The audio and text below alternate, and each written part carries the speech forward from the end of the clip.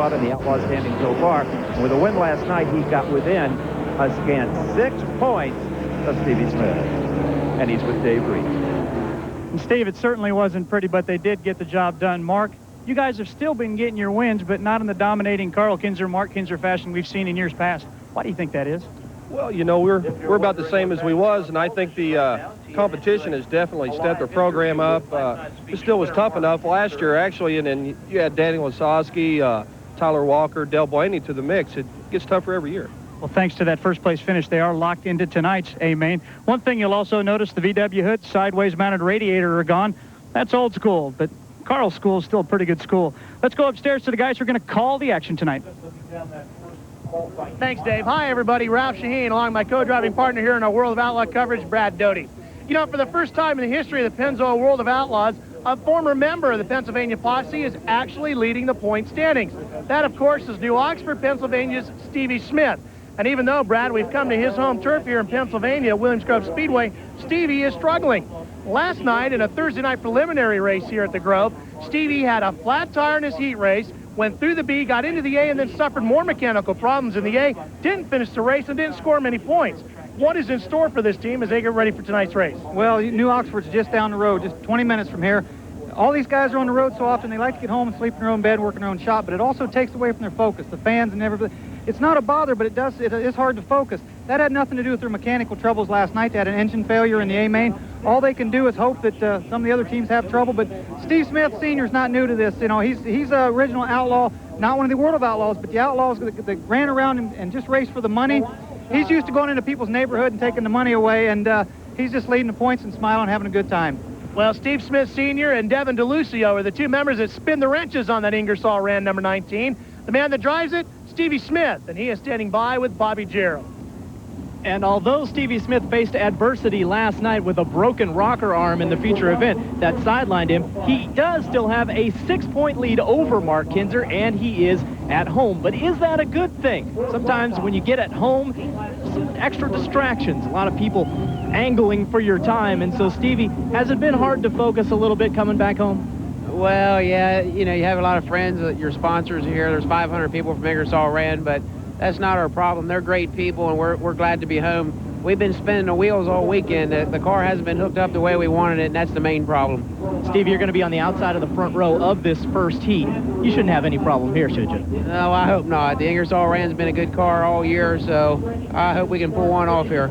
All right, I'm picking Stevie Smith to win the first heat. That's not going out on too big a limb, Steve Evans. You're a real gambler, Gerald. Well, you know the players, and you know the playing field. Call all your friends and tell them live on TNN Motorsports, it's the greatest show on dirt. Let the madness begin when we come back. The Big Bud Shootout, Sunday on TNN Motorsports.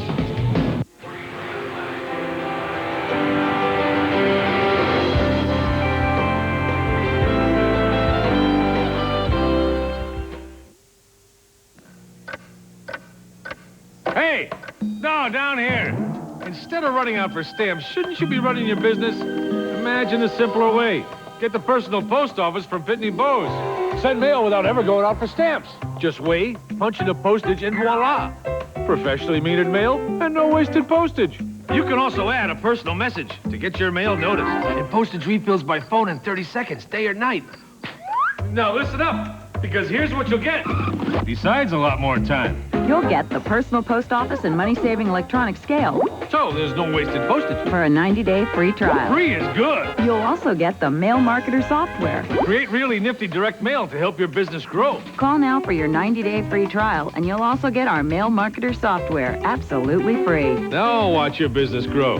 Hey, I look good in red. Be ready for the postage rate change. Call now for your 90-day free trial. The personal post office. Mailing made simple.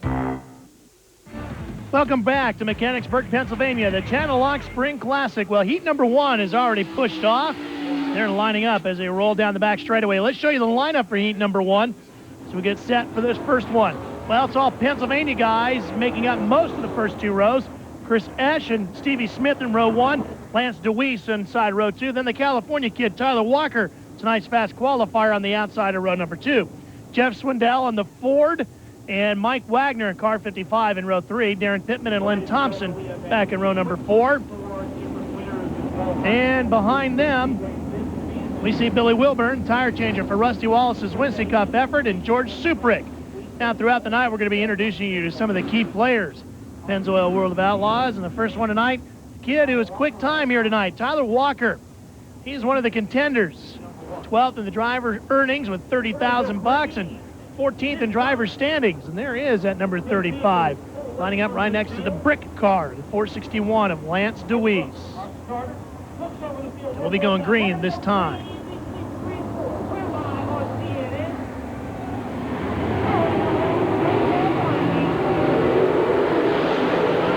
We're green with heat 1.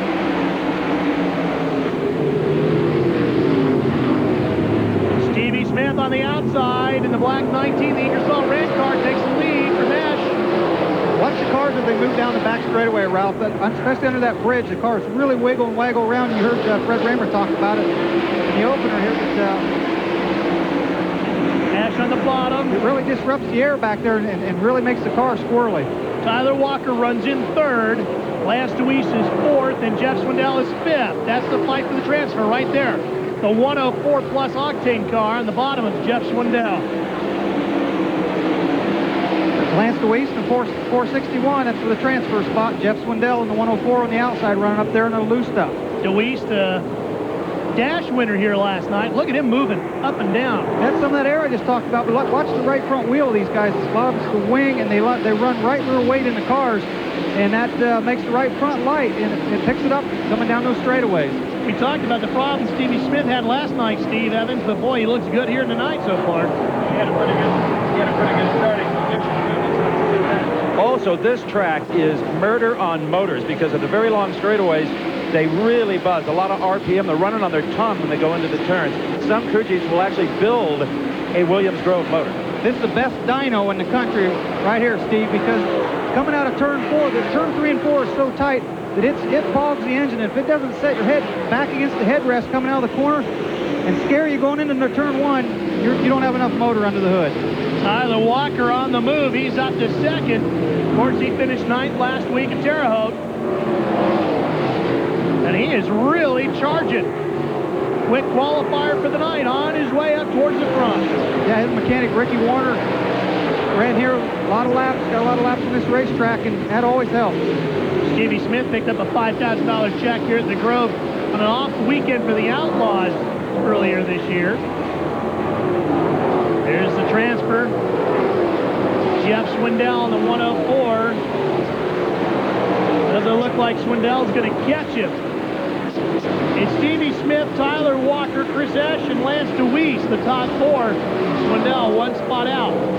4 going on and straight to the A main. That'll put Jeff Swindell into the B. But nobody does it better coming out of the B than Jeff Swindell, especially on TNN. We saw it in Las Vegas last fall. Checkered flag. Stevie Smith, Tyler Walker, Chris Esch, and Lance DeWeese. DeWeese, of course, defeated the Outlaws here in the 1996 National Open. So he's going on to the A. We'll have to contend with him when we get there. Stevie Smith, your winner. Let's check in with Dave Reed. I'm down with Andy Hillenberg, who's getting set to go in heat race number 2. Very quietly going into the 6th spot. No wins, no nothing like that. I'm sure it's not the season you want, but again, you're hanging right in there. Well, we've been okay. There's been a few circumstances, and we just, we really haven't been all that fast at times, so I hope we can get it together tonight, maybe. Pole position for heat race number 2 would be a pretty good starting spot for Andy Hillenberg. All right, Dave, thanks. Andy Hillenberg getting ready. We got plenty more. 3 jam-packed hours of nothing but sprint car racing coming your way on TNN. What a great night. Brought to you by Cooper Tire and Rubber Company. Cooper Tire, the world is your course. Drive on. And by Miller Lite, who reminds you that a Miller time can be anything you want as long as it feels good. Hole 9 of the Cooper Tire Invitational, a short par 3,000 teeing off from D.C. There's water to the right and a very tough pin placement deep in Maine. Quick recap. Our leader, nice layup. Then a great 4-iron here in Manhattan, and this tough shot over the giant green monster. Bill? Thanks, Jim. Let's listen in. Nice call on these Cooper tires. Good grip. Back to you, Jim. A quick peek to the back nine. Hole 10 starts off in Belgium. The world is your course. Drive on.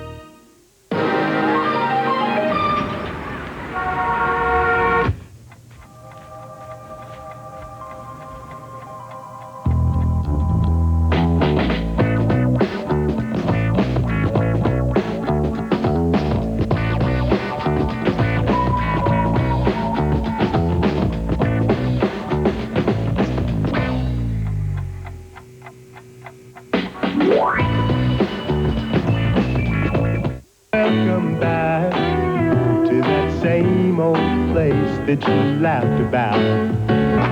If you ask us, it just tastes better. I thought every deodorant worked the same. Till I tried longer-lasting high endurance. It has a 24-hour formula that evaporates less quickly. Nothing stronger at stopping odor longer. Try it, because this is more than the best deodorant. It's the high endurance of deodorants.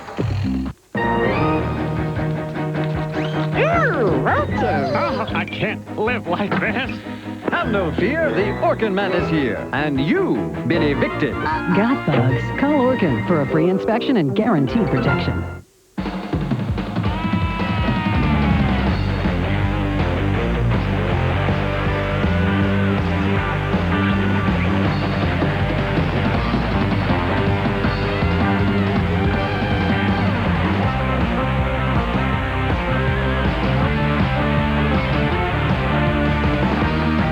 Welcome back to the Channellock Spring Nationals. You're seeing it live where else? TNN, your home for live World of Outlaw coverage.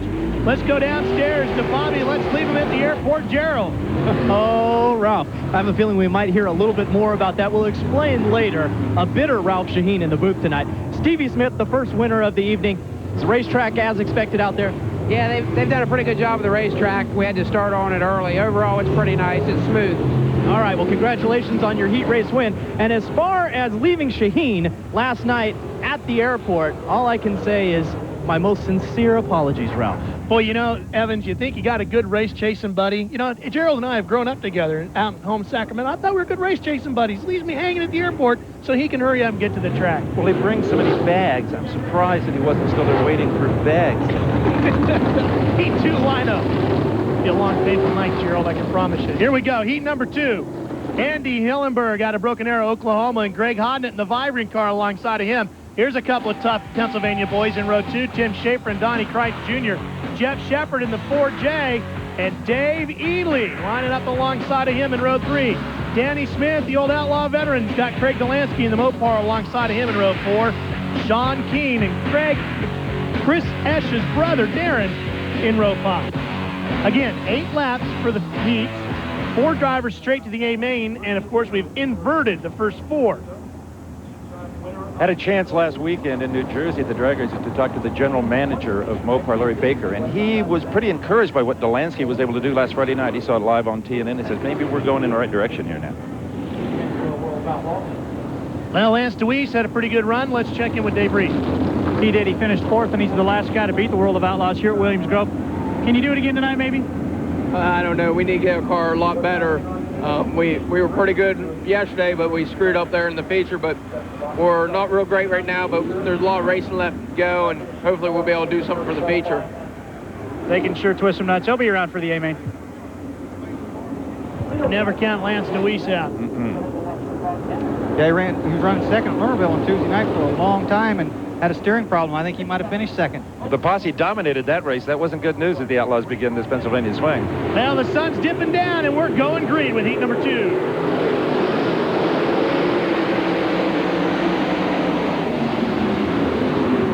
Great jump for Andy Hillenberg.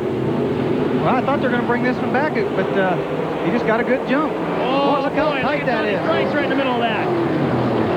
The rigs come across the back straightaway under that bridge, so not only does the air disrupt the wind, but there's always a big bump back there because of the rigs coming across. That's Kreitz diving to the bottom of that light blue, number 69. Greg Hodnett's up in second in the 11H, the Vibrant car. And then a good fight for third. That's Shepard in the white car and Schaefer in the Apple number 12. Yeah, Donnie Kreitz has won 38 times here at Williams Grove, so he knows his way around. And the track's a little bit dry tonight, so he likes it that way. He's a dirt slick track specialist as he goes by coming off of turn 2 down the back straightaway. Yeah, but look at Hodnett holding them off. Look at him picking up the wheels as they go under the bridge. Again, that's the wind pushing down on the wing, forcing the back of the car down and picking that right front tire up. Boy, Hodnett not giving up easy in the Vibrant car, though, is he? As you watch this fight for second, Hodnett all the way up in the cushion. Frank's running along the pit. Oh, look at that. Beautiful. Oh, that feels so neat, too. I mean, that just, you know, the hoods are real high on these race cars. When it gets the front end up like that, it's really tough to see over it. Let's watch Donnie Kreitz in that 69 as he comes off in turn 2 again.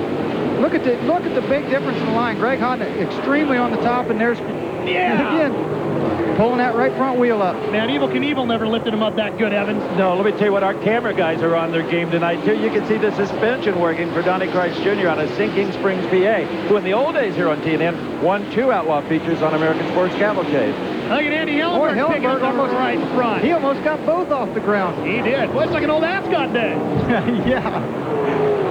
Hillenberg, who won a race at Tulsa on an off-World of Outlaw weekend earlier this year.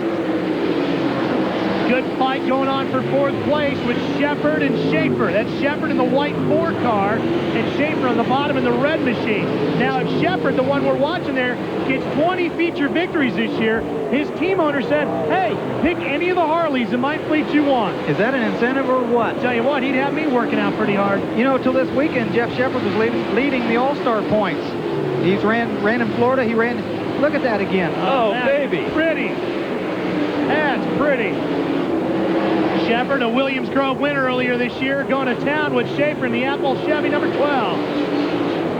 Here comes a fight for 4. Shepard had the momentum coming off of turn 4, and Tim Schaefer just couldn't get a good drive off the corner. So Shepard gets the transfer. Schaefer goes to the B. Hillenberg to win. Kreitz gets second. Hodnett gets third. Shepard goes on to the 8th feature. What's the banner, Andy? Andy Hillenberg looking down into the cockpit. Something not right there. Well, one guy who's already put it to the Outlaws earlier this week is standing by with Bobby Shaheen. Who, Gerald? You are killing me, Ralph. Let me tell you about this. When you come to Pennsylvania with the World of Outlaws, it is the very definition of tough sledding. Fred Raymer is the king of the Central Pennsylvania posse right now, a 12-time feature event winner already this season. What do you think about your chances here in this upcoming heat race, Fred? Hopefully we'll be okay. We got a couple good cars behind us, but we get a good start, we should be okay. Fred Raymer, a 5-time winner this season, won 5 in a row last week, 12 overall this season, Steve Evans. We will have heat number 3 from the World of Outlaws when we come back to Williams Grove Speedway. I say it one more time. Call your friends and tell them to look at the sunset on TNN.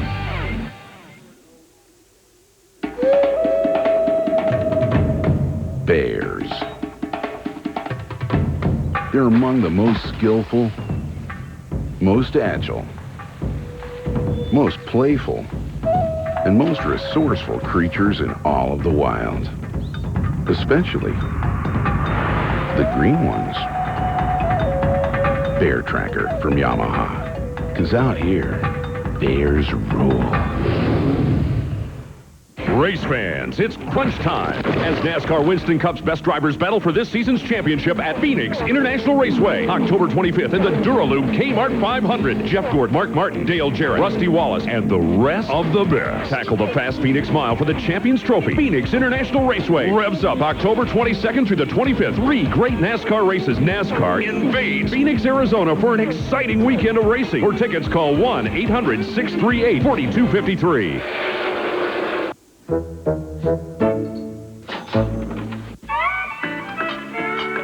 Okay, who had the double stack? Partner? Breakfast at your place may never be the same. Orders up! Because now Eggo's making pancakes. Here you go, Bright Eyes. Golden, fluffy pancakes that turn your microwave into a griddle. For a taste too good to let go any day of the week. Who are they? Truckers. New Eggo pancakes makes every house a pancake house. Bring the royal taster. Freak my cat. Pork, the other white meat. I'm a runner. I run a restaurant. And when I eat, it's on the run. V8 isn't just juice, it's a full serving of the vegetables you need to keep you running on all 8 cylinders. How many cylinders are you running on?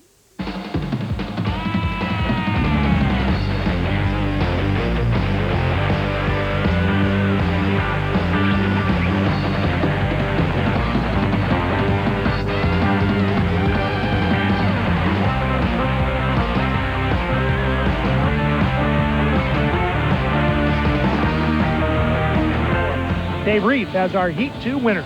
Well, Ralph, for a guy who hasn't won a heat race, or excuse me, a feature race yet this year, Eddie Hillenberg's Black Deuce was really hauling out there, but you were looking down. There's obviously some concern. Yeah, we just, I think I got up into mud clod there in 1 and 2. We were running the cushion pretty hard and got up in there a little hard and broke the header pipe off. So that's nothing. We'll put a new one on and we'll be ready to go. Ready to go for the A main as we get set to go green, guys. Thank you, Dave. Here's your Heat 3 lineup. Lance Blevins and Dale Blaney make up row 1. Fast Freddie Raymer alongside of Danny the Dude Lasowski in row 2. Keep your eyes on that one. Shawn Michael and Todd Gracie in row 3. Jess Thompson and Randy Wolf back in row 4. Billy Bryan Jr. in car number 16, one of the top drivers here in Pennsylvania, and Chuck Roan Jr. Of course, Dale Blaney starting up on row number 1, the brother of Dave Blaney, former Outlaw champ, now Busch driver, 13th in driver earnings, 12th in driver standings. Let's check in with Bobby Gerald. Well, Donnie Kreitz finished second in that last heat race. This is a low groove racetrack tonight. That ought to suit your style. I don't know. There's a high groove out there for those Outlaw guys. Hopefully we can get them on the bottom. How you doing, LJ? You're in the hospital. Hope you get better. He wanted to get that word out. We're ready to go racing with heat race number 3, Ralph. Thank you, Bobby. We're green.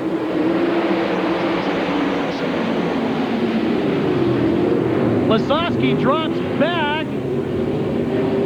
Raymer comes flying forward.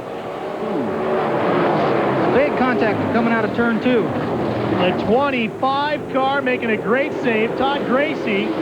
It's Blaney, your leader. Raymer, Blevins, and then the 88 car right behind them is Shawn Michael. There's Raymer going after Dale Blaney. Lasowski now around Michael as Blaney leads Raymer. Look at Raymer running on the bottom. The other night when he won Lernerville, boy, they had high hopes because that was neutral ground for these guys. And for as he goes by and takes the lead.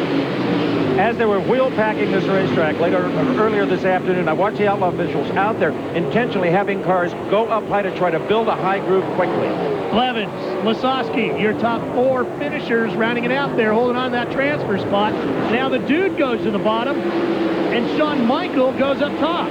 The Dude had such a great run last Friday night, finishing 3rd in the A feature with Terre Haute. Looking for big things tonight. He likes this racetrack. Look at this battle up front. I've seen Dale Blaney reach up and pull a tear-off up. Is he trying to, on the outside, this is out of turn 4. We expect this car to run well because of the man that turns the wrenches on it. Kenny Woodruff, one of the best mechanics, been for years in the world of Outlaws. Whoa, look at him go high. Now Dale Blaney finished second here back in 95 at the old Jack Gunn Memorial. Oh, Lasowski slowing up as Shawn Michael gets around. The 1997 URC Sprint King. Shawn Michael making a great World of Outlaw debut here tonight. Fred Raymer told me at Lernerville the other night that they have knocked 50 pounds off their engine, just their engine alone from last season. Said it did funny things with the race car, so they had to rethink their chassis setup, and they felt in the last few weeks that they'd found something. Although they were still winning, they'd won like 11 of the last 14 races, so they weren't slow at any means.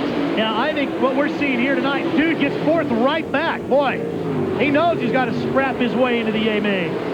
Raymer, I think, out front tonight is all track knowledge. Freddie getting around the bottom, isn't it? Well, it is, but it's also the mechanics of the track knowledge of the racetrack and getting the car set up right. Great battles going on everywhere as the white flag is out. Raymer, who recorded his first career World of Outlaw win just 3 nights ago at Lernerville, trying to win his way into the A-main. Lasowski fighting with Michael. Shawn Michael's a 1997 URC champion. He's only been racing a checkered flag. Raymer beats Blaney. Blevins, Lasowski gets 4th. Michael will go to the B with nothing to be ashamed of. He gave Lasowski, who's one of the best in the Outlaws, everything he can handle. And again, this is only his 3rd year in a sprint car. He's coming a long way in a short time. Well, that's a name to circle on your program, huh? Well, let's check in with the king of the Outlaws downstairs. Ralph, one of the things we didn't show you last night was Steve Kinzer spinning the teeth off the rear end gears with about 3 laps to go in 3rd place. He could already be locked into tonight's race, and unfortunately it only gets worse. You come out and qualified 12th tonight. Doggone it, that's not where you want to be. No, it's not. We had a good car last night.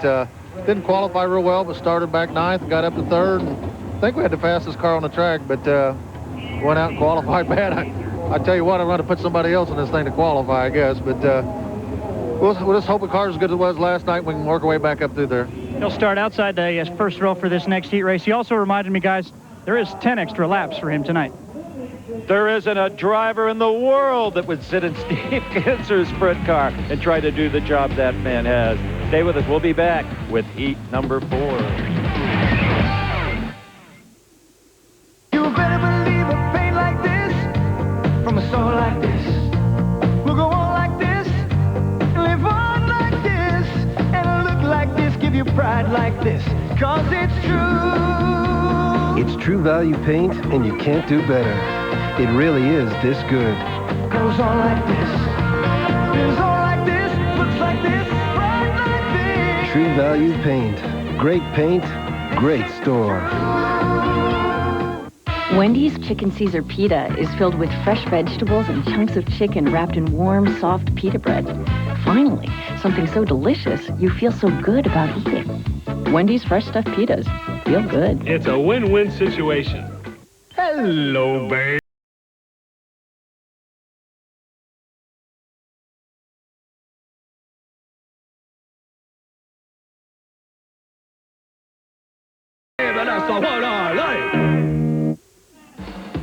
The Channellock Spring Classic coming your way live on TNN's Motor Madness. We are the leader in live Pennzoil World of Outlaws coverage.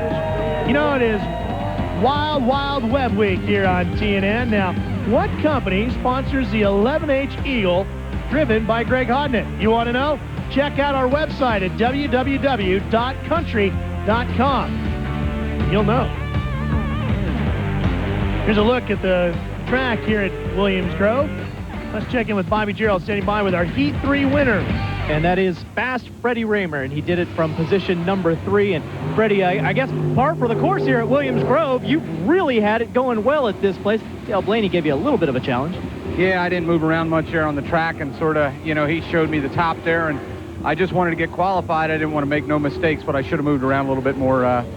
Hopefully we'll have to make some changes, but we'll be better for the feature. I don't know. We'll just see. Last night, Billy Pouch got hurt. If he's watching, I hope he gets real soon. Good job, Fred. Thanks a lot. We wanted to talk about Billy Pouch. He got hurt last night here. As you take a look at your lineup for heat number 4, Kevin Gobrecht, Steve Kinzer, Donnie Schatz, Joe Gertie, Todd Schaefer, Dion Hindy in row 3, Brooke Tatnall, along with Brian Paulus in row 4, Cliff Bryan, Steve Kennewell in row 5. Here's your Joe Gertie profile as well. Finished 5th here last night, 7 career A feature wins. Let's check in with Dave Reef, who's standing by with the dude. Well, Ralph, after starting 4th and finishing 4th, you might expect Danny to be a little bit sour. The Beef Packers car should run a lot better, but you're pretty smiling. What's so funny? I'll tell you what, we took off on the second lap. I got hit in the head, and I couldn't get the throttle over half wide open, and there's a big boulder underneath the throttle. So we got lucky and got in. I'll tell you what, these Beef Packers guys are doing a good job, and we're glad to be in the dash. Yeah, that'd do it. We're about to go green with heat 4. 4 more going on to the A feature.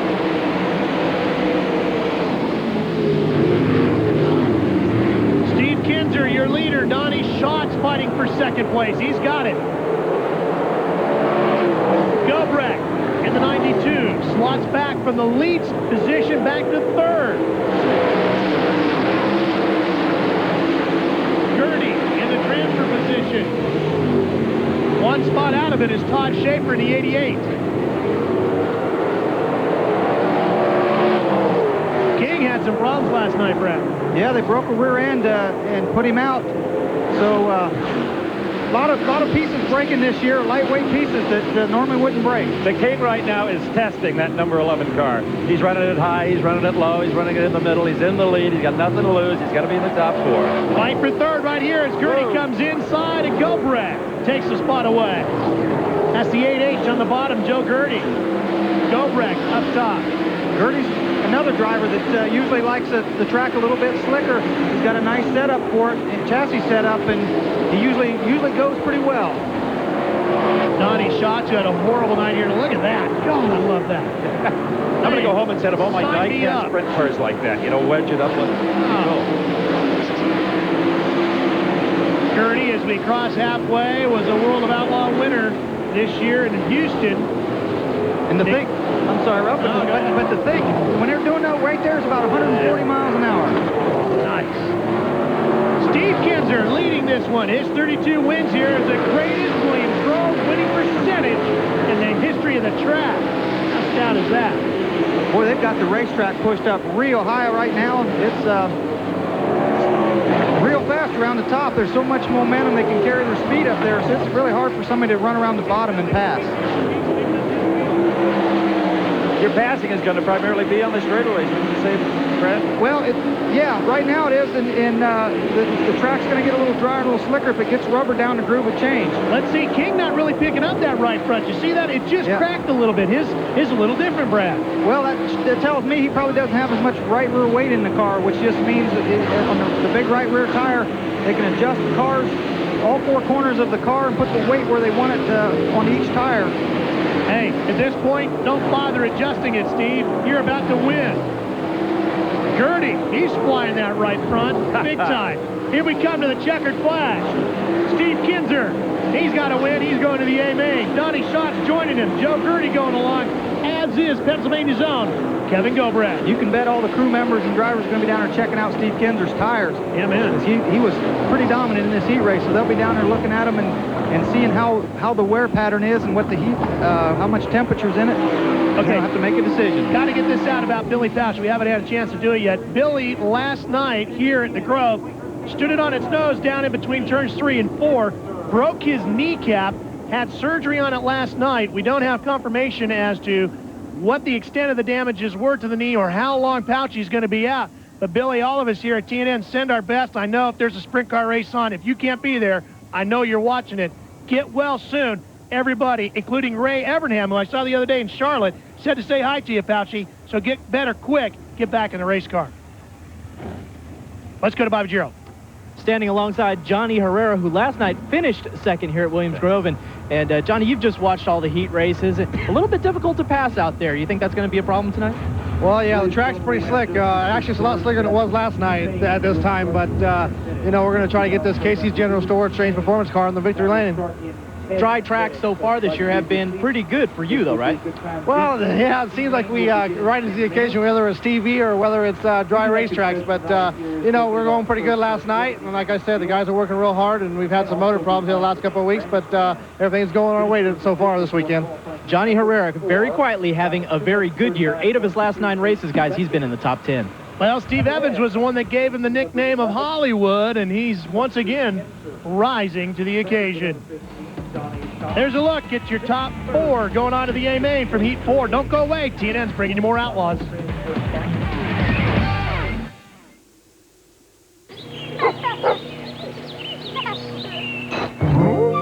Dogs have an uncanny sense of hearing, but they can't tell you if running, climbing, or even walking hurts or makes them stiff. So it's up to you. To help keep your dog active and healthy, ask your veterinarian how Rimadyl has relieved arthritis pain for more than 500,000 dogs.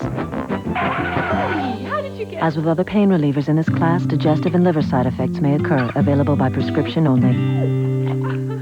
Hi, I'm Jim Palmer. You know, a lot of people ask me, what can the money store do for me? Well, let's take a look. Say your monthly mortgage payment is $650. Your car payment $400, your monthly credit card minimum $350 for a total of $1,400. Now watch what can happen when you refinance with a money store. Monthly payments cut nearly in half. That's huge savings directly in your pocket each month. And better yet, the interest is tax deductible. So call 1-800-LOAN-YES to refinance your mortgage today. It really adds up. There's nothing funny about a funny car unless you're the $100,000 winner. Then you can laugh all the way to the bank. The Big Bud Shootout, Sunday at 5 Eastern on TNN Motorsports. Remember when summer meant that you went to camp and there was so much fun stuff to do that you couldn't cram it all in? Well, Opryland Hotel's end of summer vacation packages are just like that. Only the food and accommodations are a whole lot better. With packages starting at just $189 per person, you could be riding on a Delta River flatboat, taking a river taxi downtown and dancing at the Wild Horse Saloon, cruise and see a show on the General Jackson, shop in 30 shops and boutiques, and visit the Grand Ole Opry. All 9 acres of the hotel's lush tropical rainforest are here for you to enjoy. And on select days, you'll even get a chance to spend an afternoon with me and some of my celebrity friends. So call for reservations now. 1-800-316-1316. And check out the savings on end-of-summer room-only rates starting at just $49.50 per person. Call now, 1-800-316-1316, and have more fun in the last few days of summer than you've had in the last 3 months.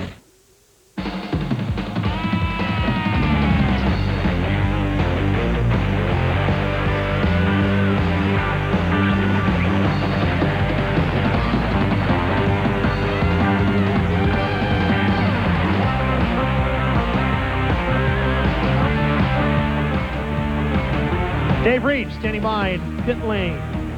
I'm down with Steve Kinzer, the winner of our 4th heat race, and I don't know if it can be said that there is such a thing as an easy sprint car race, but starting from the front row on a track that you know very well, looked like you were just out there kind of testing a little bit. Well, wish it was going to be starting up that way tonight, but it's not. We had little problems last night, had a good race car, and then got qualified bad tonight, so we're going to be starting back about 16th, so we better be awful fast, that's all I can say. I'm sure your elbows will be up. You know this racetrack. Can you come to the front from that far back? I don't know. I think we can get up pretty good ways, but there's too many good cars up there toward the front. You just can't spot them first 6 cars as much as we're going to. But I mean, we lost a set of quick change gears last night, or we'd have been right there with them. And I think we had something for them, but probably unlikely tonight. Well, if you play the percentages, they say you got to finish in the top, or excuse me, start in the top 8 to pick up a feature win. But if there's anybody that can do it from further back, it's Steve Kinzer. Bobby? And Dave, the only guy that has done it from farther back than 8th this year was Mark Kinzer, and I believe we're looking at Carl Kinzer right now, his father, who's getting a good look at that dirt. Tyler Walker's out there trying to learn something, and we are standing alongside the wild child, Jack Haudenschild. And Jack, what's Carl doing out there? Well, it looks like he's picking up some big mud clots that are laying on the track. You know, them hit you in the helmet or hit you in the shield, and they hurt pretty bad. So he's just throwing some of them off, it looks like. It is a pretty serious matter. I know last night Sammy Swindell had a rock come up through that actually cut his boot and cut his foot up pretty good. How much debris do you guys face out there?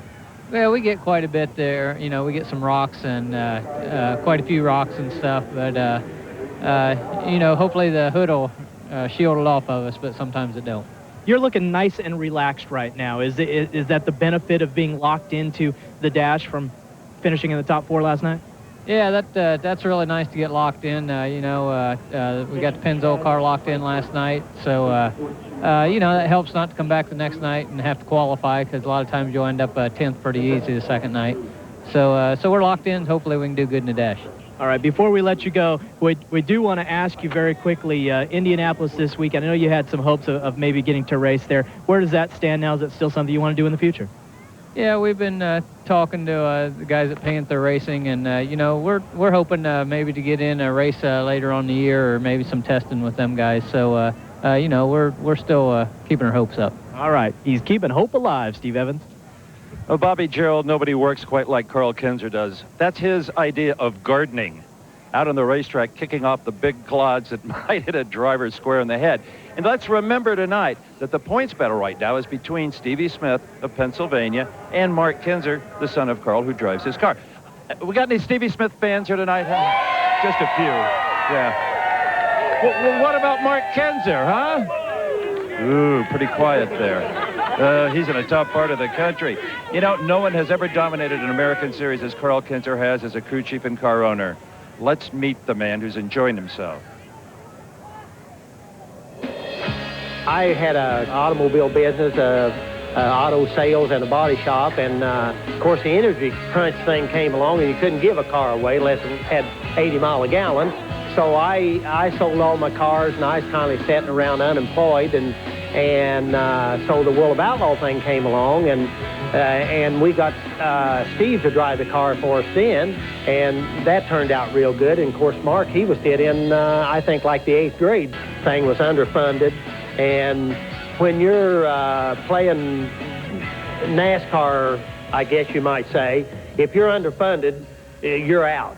I mean, you may have one good race out of X, but that circuit there, if you don't have the funds, it'll let you know where you're at in a hurry. It confused him a little bit there for a while, but I told him to do whatever he thought's right. He did, and he came back.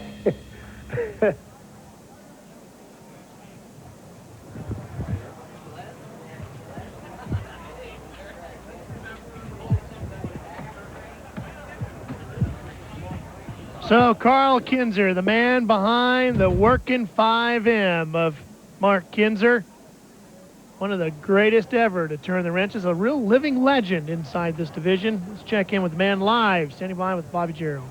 Well, guys, here is the dirt, and here is Carl Kinzer. They have a very special relationship, Carl, in this dirt. And Carl, we saw you out here kind of fiddling with it. What are you doing?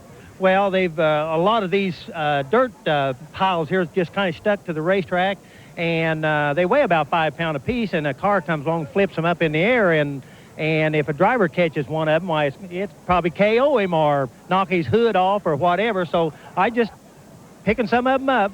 Just doing a little maintenance out here. Now, we've got to ask you, last night, Mark was able to get the feature win, made a nice move on Johnny Herrera. But you guys have switched things up a little bit. The VW hood is off of there, and what necessitated that move? Well, we ran at Terre Haute there. We ran hot, the engine ran hot, and we went to Lernerville and ran hot again. So the conventional hood has a bigger radiator in it, so we went back to that just to prevent another meltdown.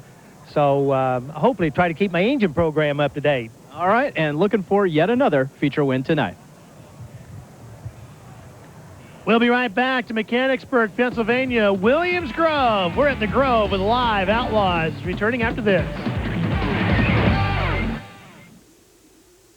Brought to you by Maalox. For heartburn or acid indigestion, count on 1-minute Maalox. In hospitals, speed counts. So when patients get heartburn, they get 1-minute Maalox. It goes to work on stomach acid in 1 minute. Pepcid AC could take over 45 minutes to affect acid. Hospitals trust Maalox. Shouldn't you? Count on 1-minute Maalox. Amoco presents Great Moments in Sports. 50 years ago, Zeke McAdoo invented the victory ritual, the cooler dump. In the spirit of this event, Amoco is offering this great igloo cooler so you can celebrate life's little victories, like the smooth landing dump, the not-so-awful blind date dump, even the perfect hairdo dump. So hurry to Amoco and get your igloo cooler for just $1.99 with 4 fill-ups of Ultimate or Silver. Zeke, this one's for you, buddy. In racing, there are no second chances. You blink, you lose. You win. It's a rush. Split Bar, the choice of NHRA Winston Pro Stock champion Jim Yates, because performance is everything. Split Bar spark plugs. What a rush! Another hair clog. Well, I think the red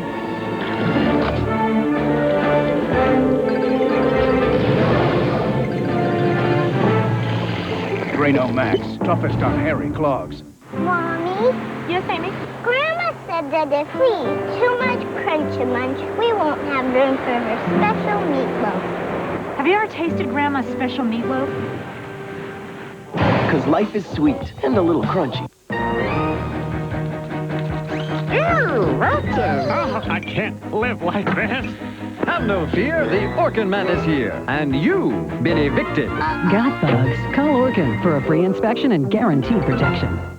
Are you running on all 8 cylinders? I'm a runner, a mother, a wannabe computer nerd. V8 isn't just juice. It's a full serving of the vegetables you need to keep you running on all 8 cylinders. How many cylinders are you running on?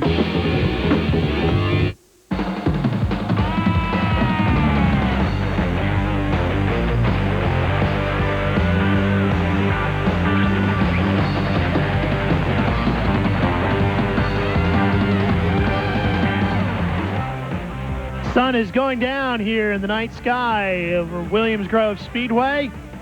1997 Pennzoil World of Outlaw champion is Sammy Swindell. He is standing by with Dave Reed. And Ralph, thanks to a third-place finish, he has locked himself into tonight's racing action. That's why we haven't seen from or heard from him yet.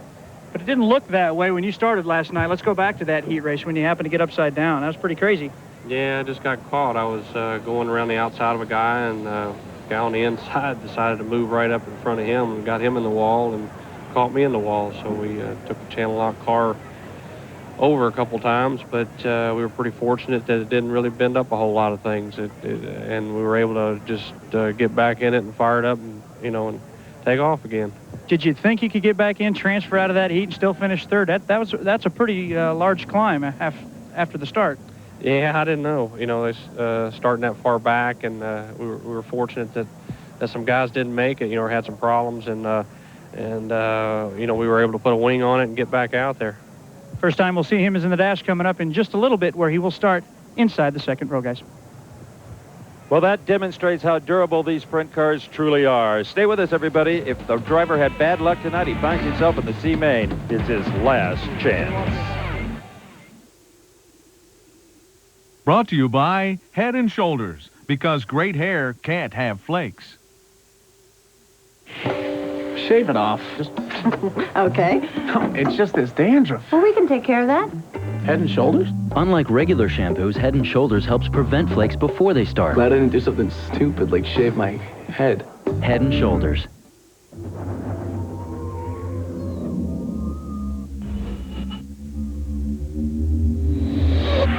Every so often, something comes along so good, it's almost evil.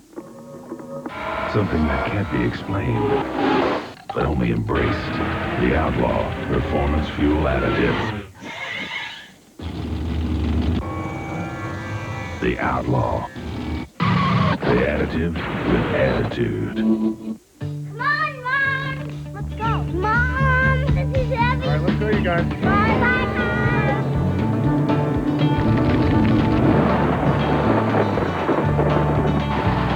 Only Ziploc brand bags have a unique interlocking zipper to lock in freshness in a way no other bag can. Hey, look!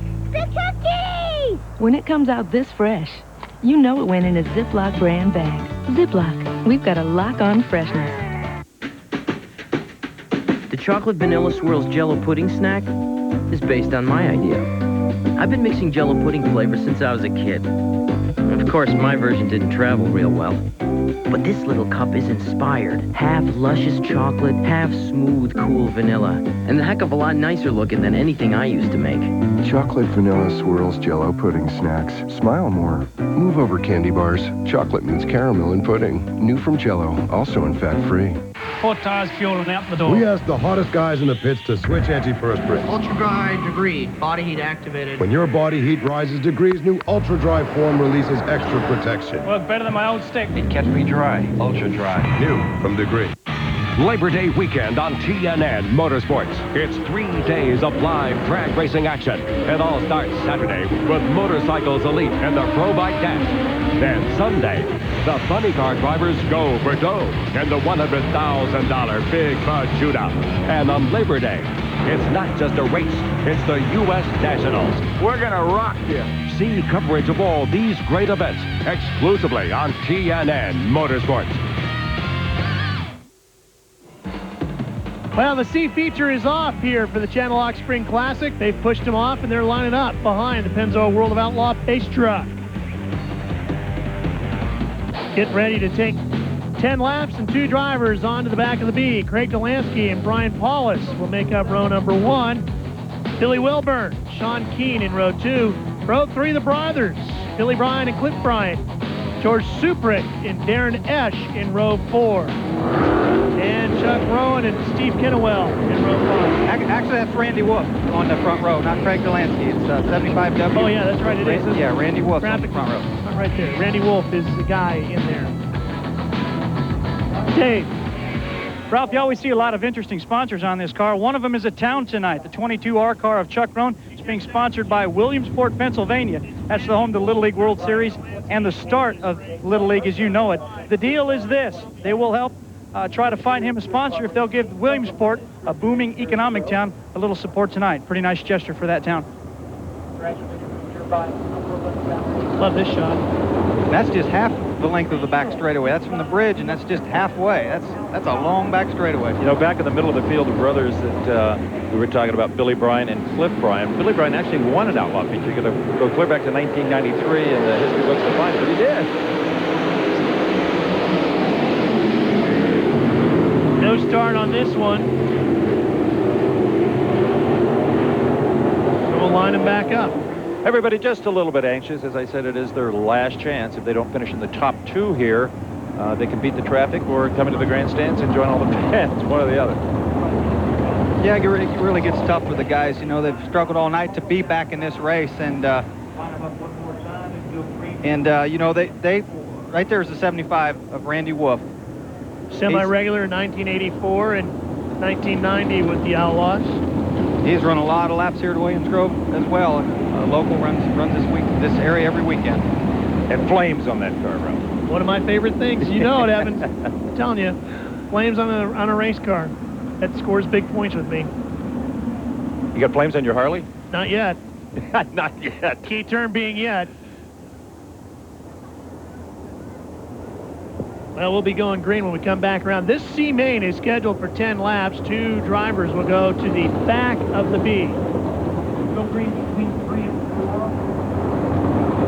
4. So yeah, even if you do transfer, it's a long way, which we've seen before. Guys can do it, but boy, it's a long way from the back. But you make a little more money too. I mean, you get on down the highway. We're green.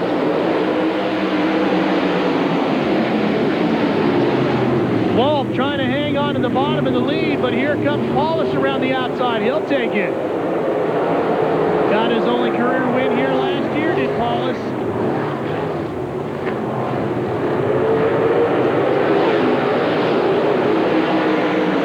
He's holding on right now. Wolf running in second. Sean Keane there in a 53 on the bottom. Now he slides up into the middle of the racetrack. Just couldn't make it stick down there on the bottom. Keane in the 53 car. For the younger drivers, too, Brad, this is a good chance for more seat time, more experience on a well-prepared racetrack. Remember, big crowd, national television, it's all there.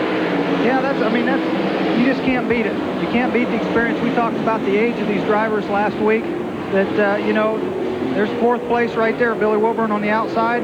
Billy Wilburn in the 0 has got to hustle back to Charlotte tomorrow. He's got to change tires for Rusty Wallace on the Winston Cup car, and Sunday's running in the Coca-Cola 600 at Charlotte Motor Speedway. Let me finish that thought, Steve. You know, at one time they thought if you were 35 years old in a sprint car, that you were old, but boy, the experience just pays off, and these guys are still winning races, the older guys. Here's Wilburn fighting it out with the 16C of Cliff Bryan. There's a fight for second as Keane gets inside now. Keane, a Selinsgrove winner in 97. And this is interesting because Randy Wolf drove for Sean Keane's dad for years in the 5W, the Keane Transport trucking sponsored car. Now, there were 2 dramatically different lines. One as low as you can get, one as high as you can get. Look at Wolf trying to get back to the bottom. Keane in the purple car in second up top. Well, that's one of the things about a racetrack like this. If it does get a little drier, it does give us multiple grooves. If the track's too wet and sticky, everybody runs wide open and real fast, and there's not a lot of passing going on. Now it's up to the mechanics to get the chassis set. Billy Wilburn's trying to catch him, too. Billy Wilburn making a good run at him. Wilburn, who finished 6th in an ASCS race earlier this year, making this a 3-car fight for the final transfer. When he's running extreme high down in turn 4, let's see what he does. Again, down into turn 1, sticking the right rear up on the cushion. You can see him lean on it right there coming off of turn 2. I guarantee you, Rusty and the boys all sitting around the TV cheering on their teammate tonight. And you know, these guys battling like this, that's slowing them up and allowing Wilburn to catch them. Absolutely. He likes to see that, those guys up there racing like that. Meanwhile, out front, Brian Paulus checked out, so this is the fight to keep your eyes on. Look at the gap. There's your leader going through turn 3. Coming out of 4, there's second, just going into turn 3. Look at Wilburn close in right there. Is he up on the fence line, too? Well, I tell you what he really needs right now is a caution to bunch this back up to give him a chance to get a run on them on a restart. Wilburn in the 0 Meade-backed car. He'd be a player if they would get a yellow, wouldn't he? Yeah, I think he would. I really think he found something up there, but we got 1 lap to go, so time's just running out. Billy Bryan is pulled into the pit lane. The 16 done for the night. Wilburn pedaling as hard as he can. Can't seem to catch him. There's Brian Paulus, our leader, going into turn 3. He's going to go on to the B feature. Who's going to go with him? Maybe Randy Wolf. Paulus gets the win. He goes to the B, and coming off of turn 4, it will be Wolf, then Keene, and then Billy Wilburn. Paulus will now take the 28 into the pit area. He'll have a chance to gas her back up, make a few adjustments. We'll have the dash coming up before the B. So plenty more live Pennzoil World of Outlaws Sprint Car Racing coming your way on this Friday night. TNN's Motor Madness, your Friday night fix of adrenaline.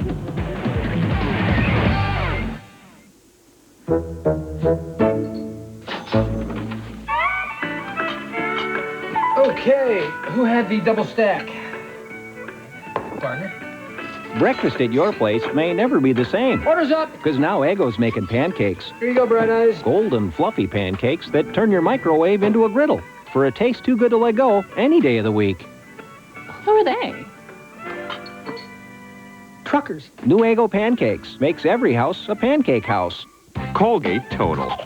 The toothpaste so advanced it keeps working, even when you're finished brushing. Colgate Total. So advanced it works throughout the day, wherever you are, fighting cavities and tartar. It fights bad breath while you're working.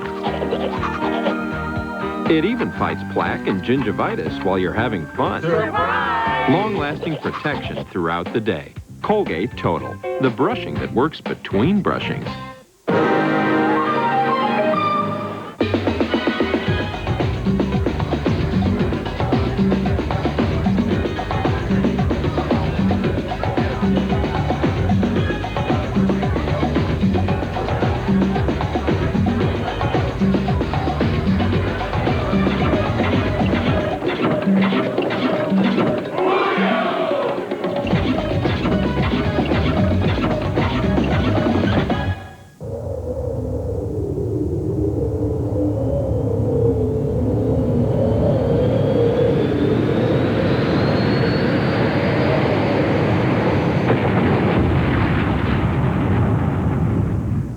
Heartburn at this hour is a nightmare, but the minute I take Maalox, I know help is on the way. 1 minute Maalox. Maalox goes to work on stomach acid in 1 minute. Pepsid AC could take over 45 minutes to affect acid, so count on 1 minute Maalox.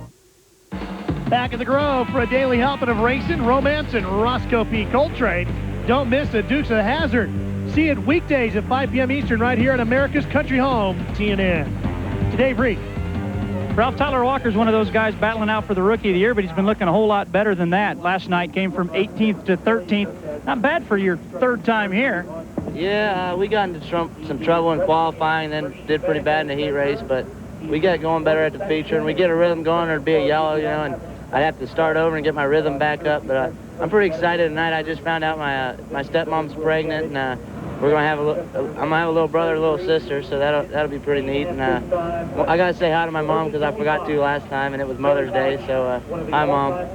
Better late than never, there, Mom. He'll be starting the dash in the 5th row, which guarantees him a first 4-row starting spot for tonight's A main, guys. Tyler Walker, the quick guy in qualifying here tonight. Tires, they're a big decision. We'll have more for you when we come back.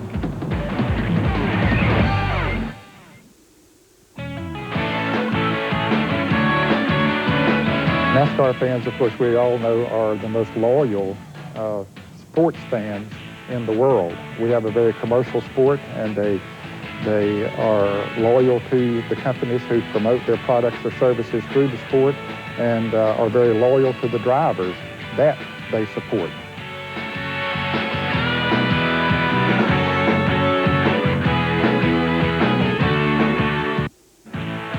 It still amazes me at how far they travel, how much time they give up, and how much money they spend to support our sport. But we certainly appreciate it. But there's something about the sport, and NASCAR Winston Cup racing in particular, that attracts fans, and once they are attracted, then it keeps them. That loyalty continues to build.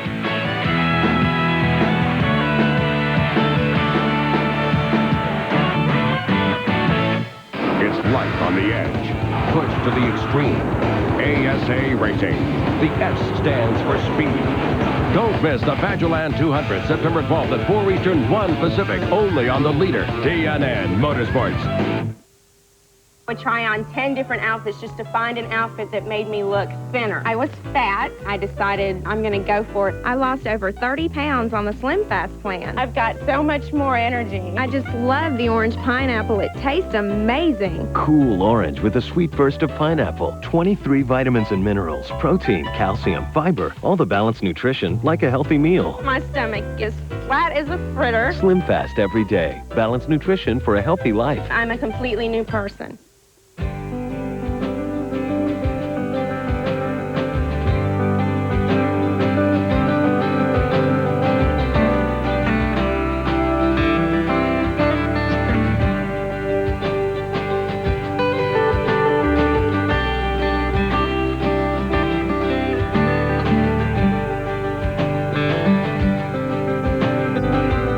TNN, America's country home.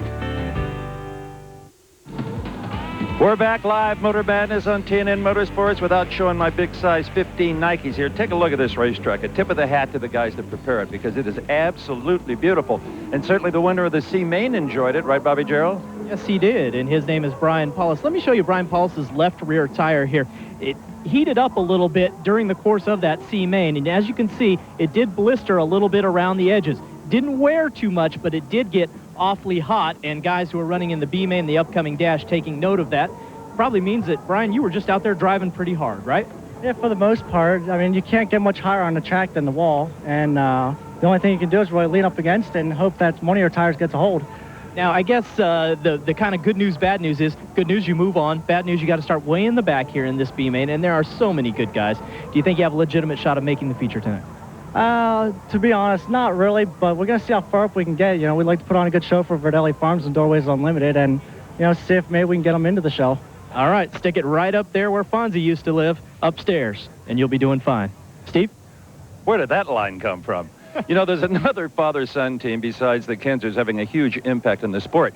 And for the older fans here, long before there was a Stevie Smith on top of the Outlaw points to root for out here, there was a Steve Smith, his father. And believe me, one of the reasons for their success is because this man can do it all. He can build you a race car. He can build you a motor. He obviously can train his fine young son into being a competitive talent. Let's meet Steve Smith. Just 25 minutes down the road from the Grove lies the home to one of Sprint Car's best crew chiefs. No, it's not Carl Kinzer or Kenny Woodruff. It's Steve Smith. Thanks to 4 feature wins and a ton of consistency, the new Oxford, PA resident and his son Stevie is leading the Outlaw points for the first time ever. They're not just keeping up with the Kinzers and Swindells, they're setting the pace thanks to the SMART program. It stands for Smith Machine and Racing Technology. It's our own motors. We start out with our motors at 406 inches. We do that. I mean, it's not quite as good as a 409, but that way we can use the block for a rebuild 2 or 3 times, and then our last one will be right at 409. Talk to the rest of the competition. They think their advantage lies in their special coil-over car. Another Steve Smith original, the car is not only built for speed, but also safety. When we first designed the car and built it last year, mostly for safety, just kind of protect the driver's shoulder, sitting back in the cage a little further, and ran a couple bars on top of the cage there just in case, because some cars have been, if they're laying on their side, a car could get into their head, or if the wing came off and you get upside down and get on a post or something. I've seen a lot of different accidents where people have been hurt, and I've been in a few myself, so we just tried to do stuff that would help, you know, that other people's been hurt in, really. You know, they say imitation is the sincerest form of flattery. If that's the case and the Smiths can hold on to that points lead, next year the rest of the pack may be chasing a guy named Steve rather than a guy named Carl. Thank you, Dave Reef. Not only is that an adorable little girl, she's got some smart parents. You see those earplugs in her hands? When you bring your kids to the races, there's a tip for you. Well, stay with us, because when we come back, we've got the Fiver and Dash, and that's where you'll see all the hitters for the first time tonight. It determines the lineup of the A feature. What is Nicorette? nicotine replacement gum. It helps you stop smoking cigarettes, but you don't chew it like regular gum.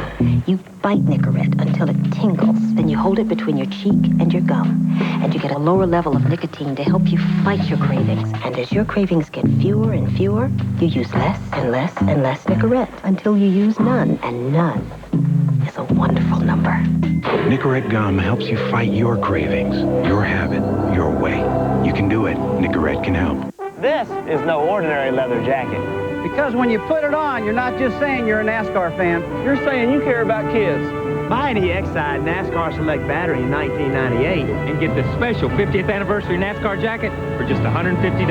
And on behalf of NASCAR fans everywhere, Exide will donate all profits to Give Kids the World Foundation. The special edition 50th anniversary NASCAR jacket. Look for details wherever Exide NASCAR Select is sold. Nice jacket. Ooh.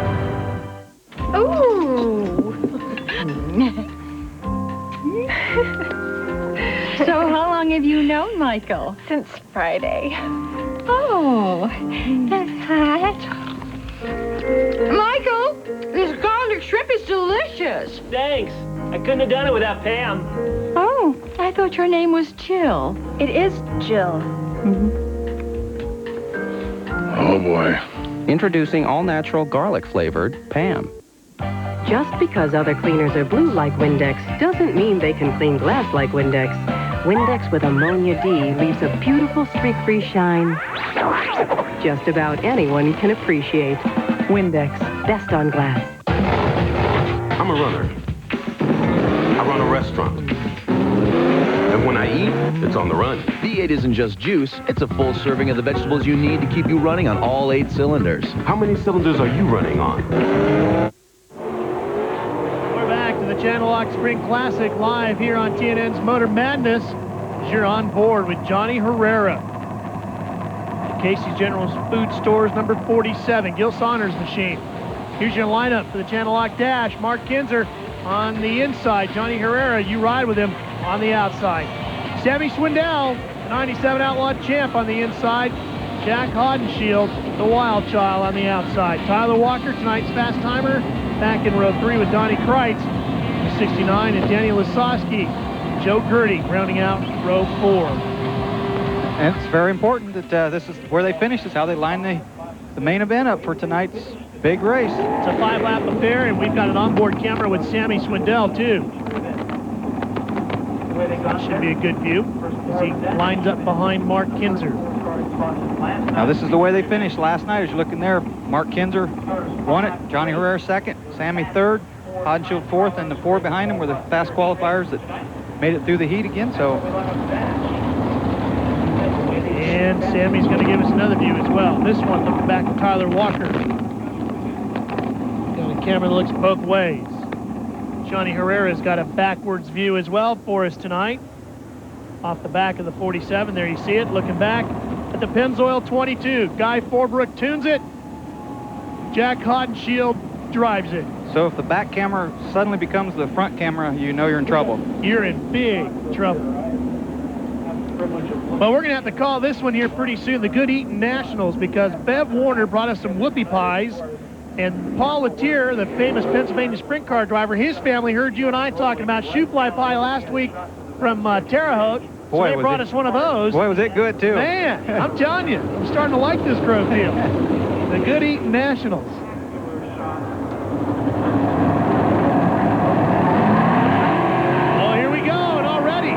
Sammy and Jack getting into it a little bit.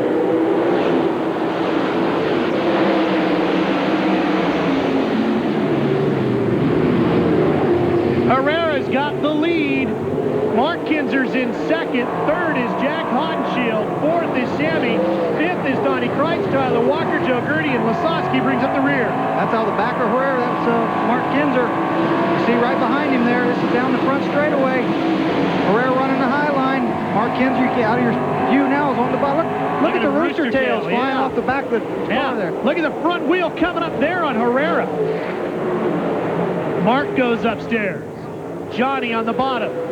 We'll make our way back through. Here's the fight going on for third. There's Hodenshield, Sammy, Donnie Kreitz, Tyler Walk. Donnie Kreitz is having a great night, and he likes that bottom, and he goes back downstairs as he currently runs in 5th. Herrera went to the bottom coming out of turn number 2 and scrubbed up an awful lot of speed. You could see the car just slow down as the motor grunted to pull out of that tight corner. On board, Sammy Swindell looking back at Donnie Kreitz. See Sammy, what kind of a rooster tail he's got. Here's the fight for the lead. Mark Kinzer has closed up on Herrera. You heard Steve talk about him losing momentum. Don't want to do that in a sprint car, do you? No, when I've seen Herrera is running the bottom in 3 and 4 and the top down in 1 and 2. This is into 1 and 2 right now. Mark's on the inside of him. Where's Mark? Where'd he go? There he is. And you're seeing more than Johnny Herrera is seeing because he has no rear view mirror. It's all sound. What happens when a guy runs the bottom or the top like that? The guy on the top runs in has to get out of the throttle, roll in on the top, and let's see, this one's over. It is over, and what an impressive performance by Johnny Herrera in what amounted to a match race with Mark Kinzer. Mark's going to pull up alongside him and say, don't ever do that again. Herrera the win. Mark Kinzer gets second. Then it's Hodenshield, Sammy, Kreitz, Walker. We'll get you the rest after that. Herrera and Gil Saunders and crew, they're another team that has a good, slick racetrack setup, and they usually go pretty well. Boy, did they ever. But you know, walking on this racetrack down there as I was, it sure doesn't feel slick. I mean, my old Nikes were digging in pretty good. Well, the straightaways are still pretty good shape, but the corners, if you look, there's a black kind of a, there's no rubber down. That's a glaze slick, we call it, and boy, that's hard to get a hold of. As the night goes on, it'll probably get a little rubber down and get stickier. Yeah, but he was probably siping his Nikes, too. Were you, Steve? Let me tell you, feet my big, they're hard to get off the ground on any surface. Nice little bonus from Channellock in the dash for Johnny Herrera of Tempe, Arizona. Some of the folks here in the grandstands having a great night, enjoying great sprint car racing with the Pennzoil World of Outlaws on a beautiful night here in Mechanicsburg, Pennsylvania. Johnny Herrera is the winner. He's standing by with Dave Reef, and Bobby Jackson's down there. Bobby is here as well, congratulating Johnny Herrera. Johnny, a great dash win. Tell you what, though, I looked a little reminiscent of last night, but this time you got the win. Well, I got a good start there, and you know, I just thought if I could beat her the first corner, I'd try the top the first lap. I seen him down there in the bottom, and then we had a good race. You know, he was in the top, bottom. I kept moving around, see where I was a little bit better at, and you know, where the car felt better and where we were faster. And so far, you know, it looks like we hit it pretty good so far. Good enough for the pole position. Here to congratulate him is Bill DeArmond of Channellock, the president of the company. Bill, with the sponsorship of Sammy Swindell and the great night of racing here, and now the Channellock Dash, your involvement just keeps getting bigger and bigger every year. You guys must like this. Oh, it's great. The Outlaws, it's great people, great fans, great competitors. It's fast action, it's action-packed, and the Outlaws staff, Ted Johnson and Carlton and everybody, they do a wonderful job for us. I couldn't ask for a better venue to celebrate and promote our products. Well, we're sure glad you're out here, too, and wish you the continued success. Thank you, and I hope everybody has a great night tonight. That's Bill DeArmond, president of Channellock, sponsoring our great night of racing here, guys. Is there a mechanic alive who doesn't own at least one pair of Channellock pliers? I can't imagine what you'd do without them. Yeah, now you can get your own Sammy Swindell version of them, too. Autograph model pliers. Oh, yeah? His mom is proud. To Bobby Gerald. Well, the B main is coming up, and the good-looking driver of number 18, the Samstown Hotel and Gambling Hall number 18, is Dion Hendy. Dion, you're going to be starting 8th in this upcoming B main. You got upside down last night. Is everything all right with your racer here tonight? Yeah, everything's just fine. I got up there just a little bit over the cushion and just caught the wall with the bumper, and it just spun it around and got over. Top 4 will transfer out of that B main and move up into the 30-lap feature. So you've got your work cut out for you here a little bit. Which groove are you going to try to utilize? I don't know, actually, because we're starting so far back. We're going to have to pretty much go wherever the guy in front of me is not. Bonsai's been doing pretty good, and we've talked about it a little bit, and I think we might have figured something out to get a little faster. All right, and if you're wondering who Bonsai is, that's his crew chief, Dean Bruns. Neon Dion Hendy, movie star good looks and a terror behind the wheel. All right, stay with us when we come back. The B main, which is usually one of the more interesting races on an outlaw night. Hang in there.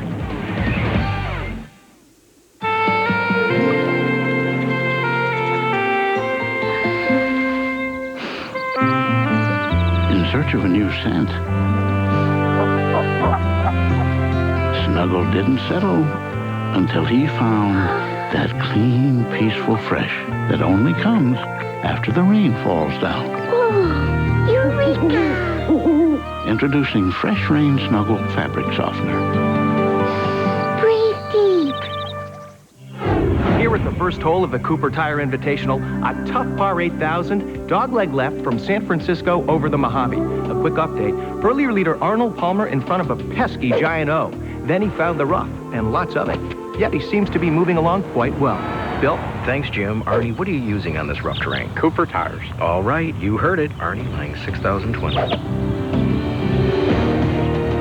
The world is your course. Drive on.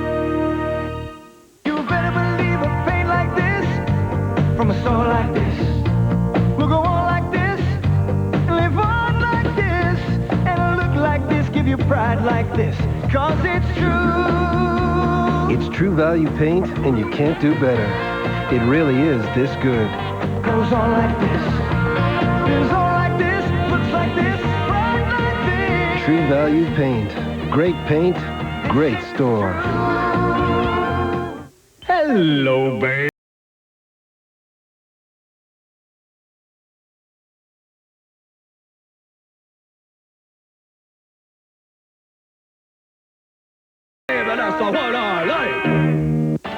In hospitals, speed counts. So when patients get heartburn, they get 1-minute Maalox. It goes to work on stomach acid in 1 minute. Pepcid AC could take over 45 minutes to affect acid. Hospitals trust Maalox. Shouldn't you? Count on 1-minute Maalox. September 12th on TNN Motorsports. It's life on the edge. Push to the extreme. ASA Racing, where it's tough to win anything, but easy to lose everything. To these guys, there's no such thing as fast enough. The American Speed Association AC Delco Challenge Series. It's racing that's always a rough. Don't miss the Badgerland 200, September 12th at 4 Eastern, 1 Pacific, only on the leader, TNN Motorsports. Big line at concession stand here in the Channellock Spring Classic. Get a slice for $1.50. That sounds pretty tempting. Well, it is Wild Wild Web Week here on TNN. I got some more trivia for you. The only place you can find out about it is country.com if you want to get the answer. But here's the question. Who is the founder and president of the World of Outlaws? If you want the answer, visit our TNN website at www.country.com. How do we know who the winner is? Is there a winner? Everybody's a winner if you hit our country.com. Everybody's a winner on TNN. That's it. Ever the diplomat. Yep. My buddy Rob Shaheen. Well, in the B main, only 4 go on to the A. Top 2 get their time back from time trials to slide up in the A field wherever they fit. And the top 4 are inverted here. Let's go down to Bobby Gerald in the 8H pit. All right, Steve, I have a little story to tell you guys.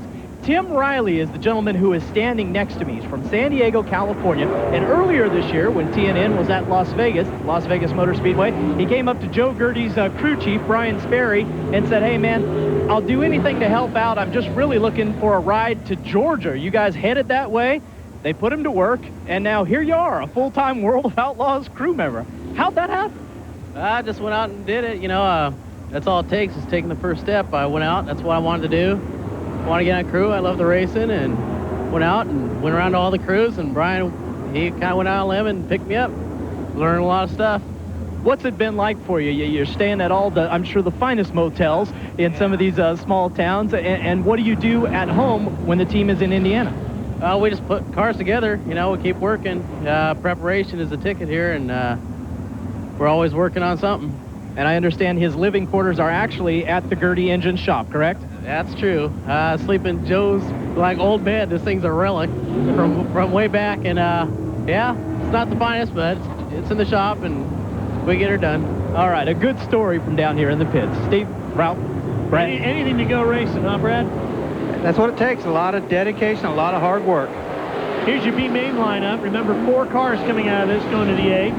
Todd Schaefer and Shawn Michael, a pair of 88s in row 1. Jeff Swindell with the Ford. Tim Schaefer had a good run in his heat, row 2. Mike Wagner and Dave Ely. Todd Gracie and Dion Hindy running out row 4. Darren Pittman and Danny Smith in the 21S. Row 6, Jess Thomas and Brooke Tatnell. Deuce Terrell turning the wrenches for him. Glenn Thompson Craig Delansky in the Mopar 75 in row 7. Brian Paulus, Randy Wolf will come out of the C, the back of the B. I'm a little surprised to see 75 Craig Delansky, the Mopar car, back down the next to the last row in the B. They really started to show some potential last weekend in Terre Haute, but apparently struggling here. Ely apparently having problems with the 77E, having trouble keeping it in gear. We'll see if he makes the start or not. There's Craig Delansky's Mopar. That's Marshall Campbell is the new crew chief on that. He's working on a percentage only, no salary. They took him on, decided to give him an incentive to work hard, and they've been changing engines, trying different things, plugging in different motor combinations, and hopefully they'll come up with something. What do you first remember about coming to Williams Grove? Long straightaways. But I came here as a fan the first time, saw Jan Opperman and Kenny Weld, and people used to camp out here and had a bonfire going, and it was still do. Yeah, it was a Hod Shield brothers and I, and picked up a guy hitchhiking right out here that had a guitar on his back, brought him to the campfire and sat around and sang songs. And your parents don't know about this, do they? They probably do now. They do now. What do you think about those old cars? Oh, great old race cars. I mean, Jan Opperman's car, to look at it, looked like a piece of junk, and they just cut and whittled on that thing and got it fast, and he won races everywhere. Sounds like an old trip to West Capitol Speedway. What do you think, Bobby? West Capitol Speedway, that's my favorite racetrack in the world. It's now defunct. Dave Ely, what's keeping you out of this B main? I don't know. The motor just won't fire. We've been battling motor problems for the last 2 nights, and now tonight it just won't fire. Well, we're sorry to see you out here. We would have liked to watch you in this one as we get set to go green. For those of you that don't know, West Capitol was in Sacramento. That's where Bobby and I grew up watching races. Here we go, green.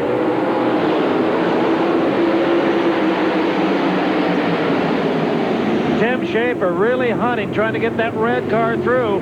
Has to settle for 3rd place right now. Boy, he was looking to make a move going into turn 1.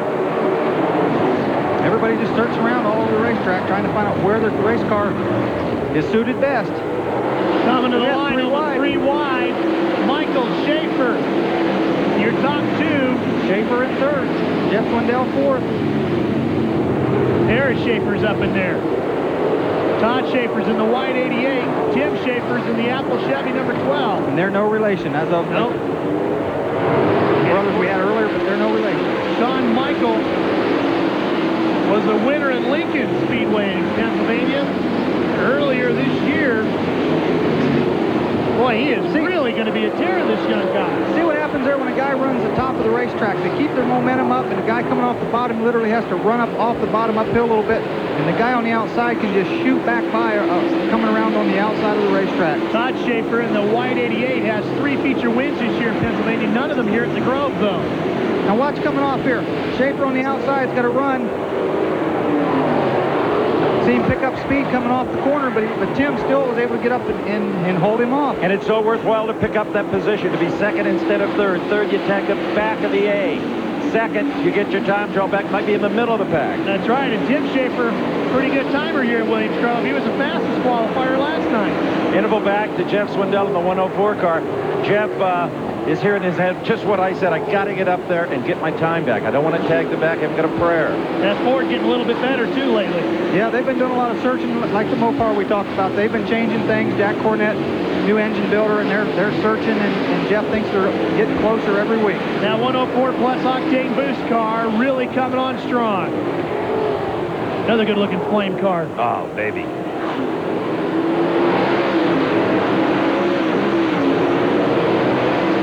The local Ford dealership from where I live approached me last week about possibly getting the Ford Jeff Swindell car there for an appearance. Roll it, Jeff. Oh, boy, here he comes. Right there was perfect. Jeff came off the top, got a run on him, and drove to the inside. Now let's see what Schaefer can do on the outside. Boy, it's a long way across up there. Some big blue oval horsepower there down the back straightaway, wasn't it? Swindell with 5 to go. And this is about, I mean, they're way up. They've got a yellow flag, Ralph. Got a yellow caution out. flag is out. There it is, the 77T. That's Jess Thompson. Or Jess Thomas, I should say. Freddie Grenoble, the mechanic on this car, used to work with Stevie Smith. Jess Thomas will get turned around. We'll be right back. Welcome back to that same old place that you laughed about. If you ask us, it just tastes better. I thought every deodorant worked the same. Till I tried longer-lasting, high-endurance. It has a 24-hour formula that evaporates less quickly. Nothing stronger at stopping odor longer. Try it, because this is more than the best deodorant. It's the high-endurance of deodorants. Diane, Pennzoil makes a spray? Yeah, new Lemon Fresh Pennzoil cleaner and antibacterial spray. It cleans with the power of Pennzoil and kills bacteria while it cleans. I'm in heaven. That must make me an angel. New Lemon Fresh Pennzoil spray.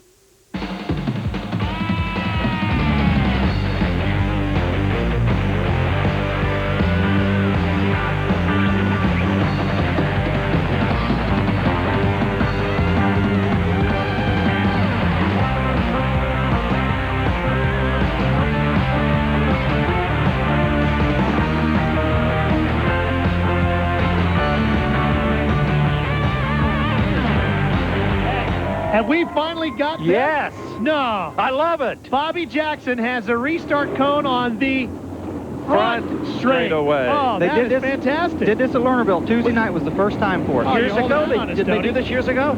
Okay, here's the World of deal, Outlaws, folks. I don't think did. If you've never seen a World of Outlaw restart, it's single file. You've got to pass the orange cone. Once you pass the orange cone, you can pass the car in front of you if you can catch them. You can't pass anybody in front of you till you pass the orange cone. They used to always do it on the back straightaway, and we always thought, well, it should be on the front stretch in front of the fans.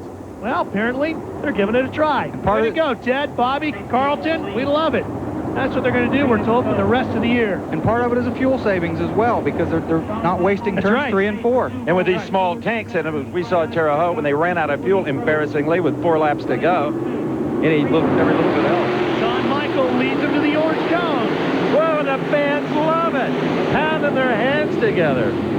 Jeff Swindell, who was a winner at Paducah, Kentucky earlier this year with a World of Outlaw feature, comes screaming up from third. He won second badly.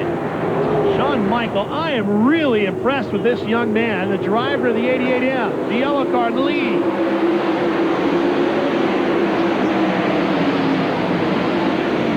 To the bottom goes Tim Schaefer, the Apple Chevrolet number 12. And it worked.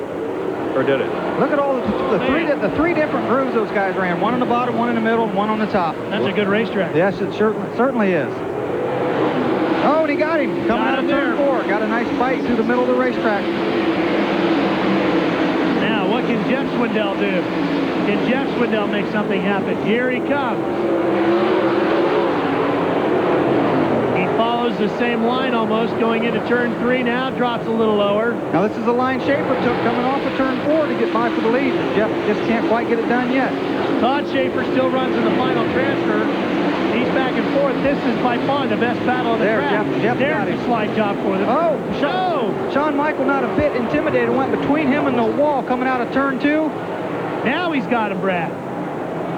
Mission accomplished for Jeff Swindell, or is it? No, does he? Michael's fighting back with 1 lap to go on the last lap here. Very important for Jeff Swindell to get his time back. Side by side, down the straightaway. Michael in front for second. Swindell working the bottom. Tim Schaefer's going to take the win. He's going to the 8. Shawn Michael gets second. Swindell gets third. And Todd Schaefer will come home in 4th. What a great run by Shawn Michael.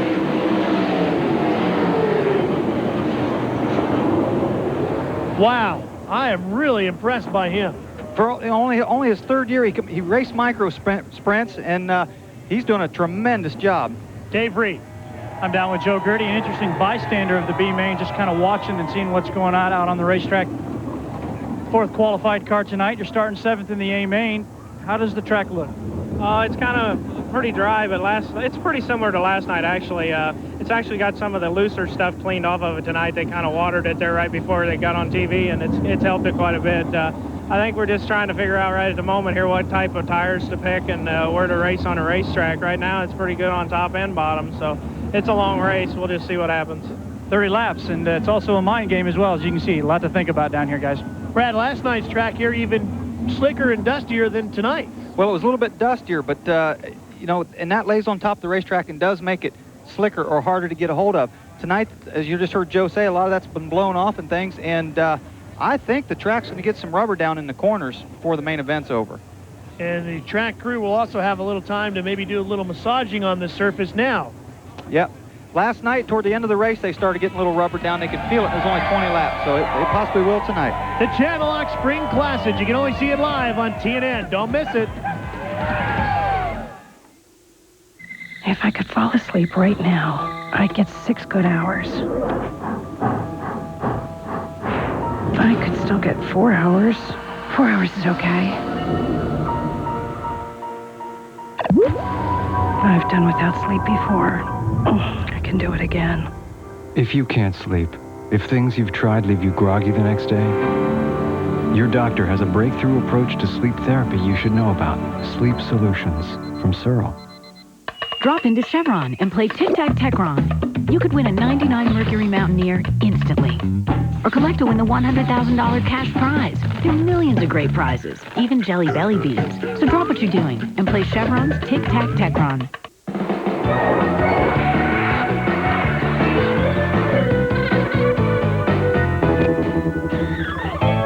Sun-made raisins. Never slow down. Join Gary Chapman as he brings out the best each night with the brightest stars. Primetime Country, Monday through Thursday, 9 Eastern on TNN. Brought to you by Kellogg's, with good taste, nutrition, and value. The best of you each morning from Kellogg's. Hey, want to meet Vince Gill in person? CMT wants to give you a chance to... Turn on the CMT Country Music Television for all the details.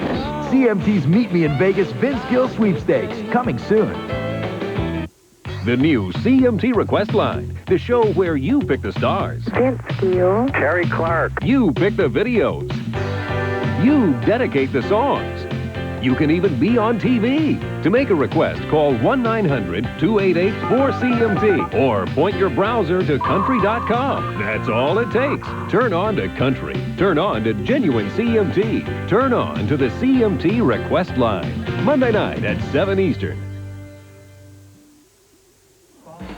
Welcome back to the Grove, Williams Grove Speedway in Mechanicsburg, Pennsylvania, where they talk so much about the racetracks in Pennsylvania, and if you get a chance to see one, put the Grove high up on your list. This is a spectacular place to see a race. Steve Evans. Yeah. You know, my wife is always on me to use her Stairmaster more often. Well, Baby Cakes, I got my own. It's called the Grandstands here at Williams Grove. I'm like a yo-yo going up and down. Got some great banners tonight. A little bit of a stretch here. TNN stands for Two New Jersey Knuckleheads. This is one of them. The other one's up in the cheap seats. How about this? Swindell for president. Those would be very short speeches.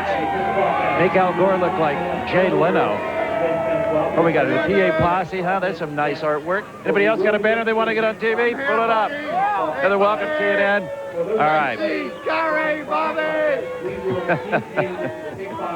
Okay. You get his Bobby Gerald, save me. I'm here with the B-Main winner, and his name is Tim Schaefer.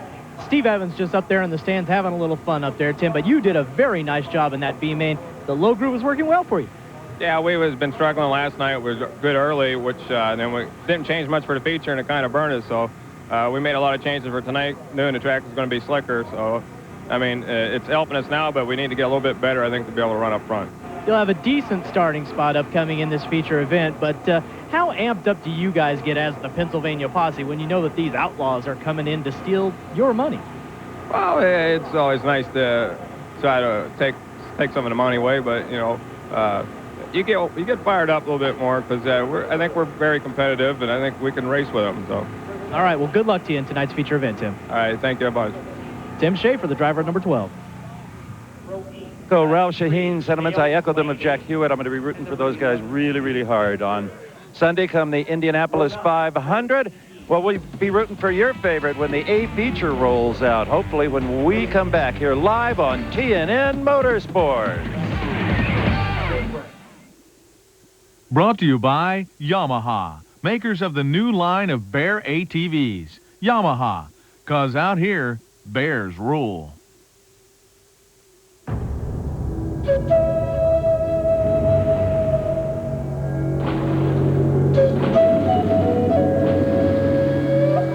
When we set out to build the world's best ATV. We chose our role model carefully. The new Big Bear and Big Bear 4x4 from Yamaha. 'Cause out here, bears rule.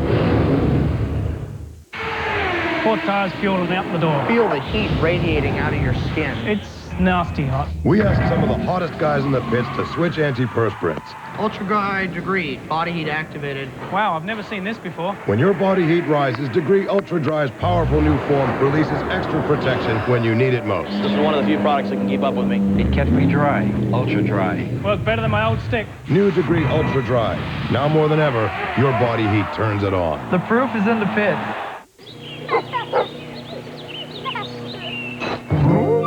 Dogs have an uncanny sense of hearing, but they can't tell you if running, climbing, or even walking hurts or makes them stiff.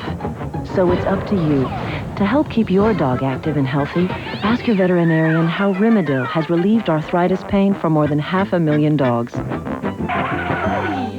As with other pain relievers in this class, digestive and liver side effects may occur. Available by prescription only. Heartburn at this hour is a nightmare, but the minute I take Maalox, I know help is on the way. 1 minute Maalox. Maalox goes to work on stomach acid in 1 minute. Pepsid AC could take over 45 minutes to affect acid, so count on 1 minute Maalox. I can't live like this. Have no fear, the Orkin Man is here, and you've been evicted. Got bugs? Call Orkin for a free inspection and guaranteed protection.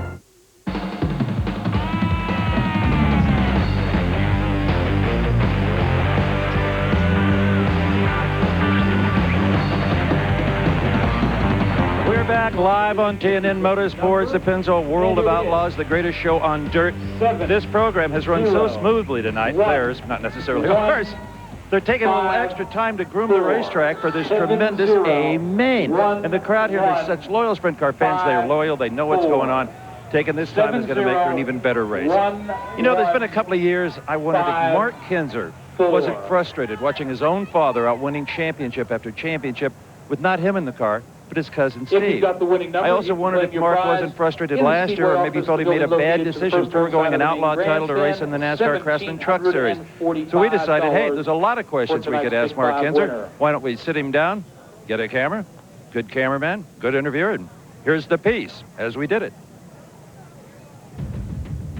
Before I ever got into racing, I knew what I was up against. They had the #1 team in the world, and I didn't want to do anything to jeopardize that. When I started, Bud Barrett, Larry Kinzer, Steve Brazine, local guys, helped me get into racing. And when I went on the road, of course, I had to hire a mechanic that wanted to go, which was Scott Gherkin, and we tried to stay out of their way as much as possible.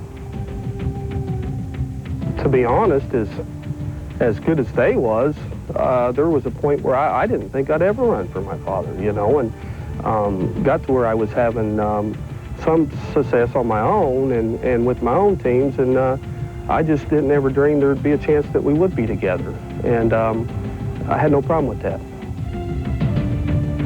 Dad and Steve was together for so long, you get to thinking, man, those guys are so good, or they get so many lucky breaks, and on, and I guess it just got to the point where I really didn't know how good he really is. And I got to drive him for him, and he's quite amazing. He gets 100% out of his driver, his crew.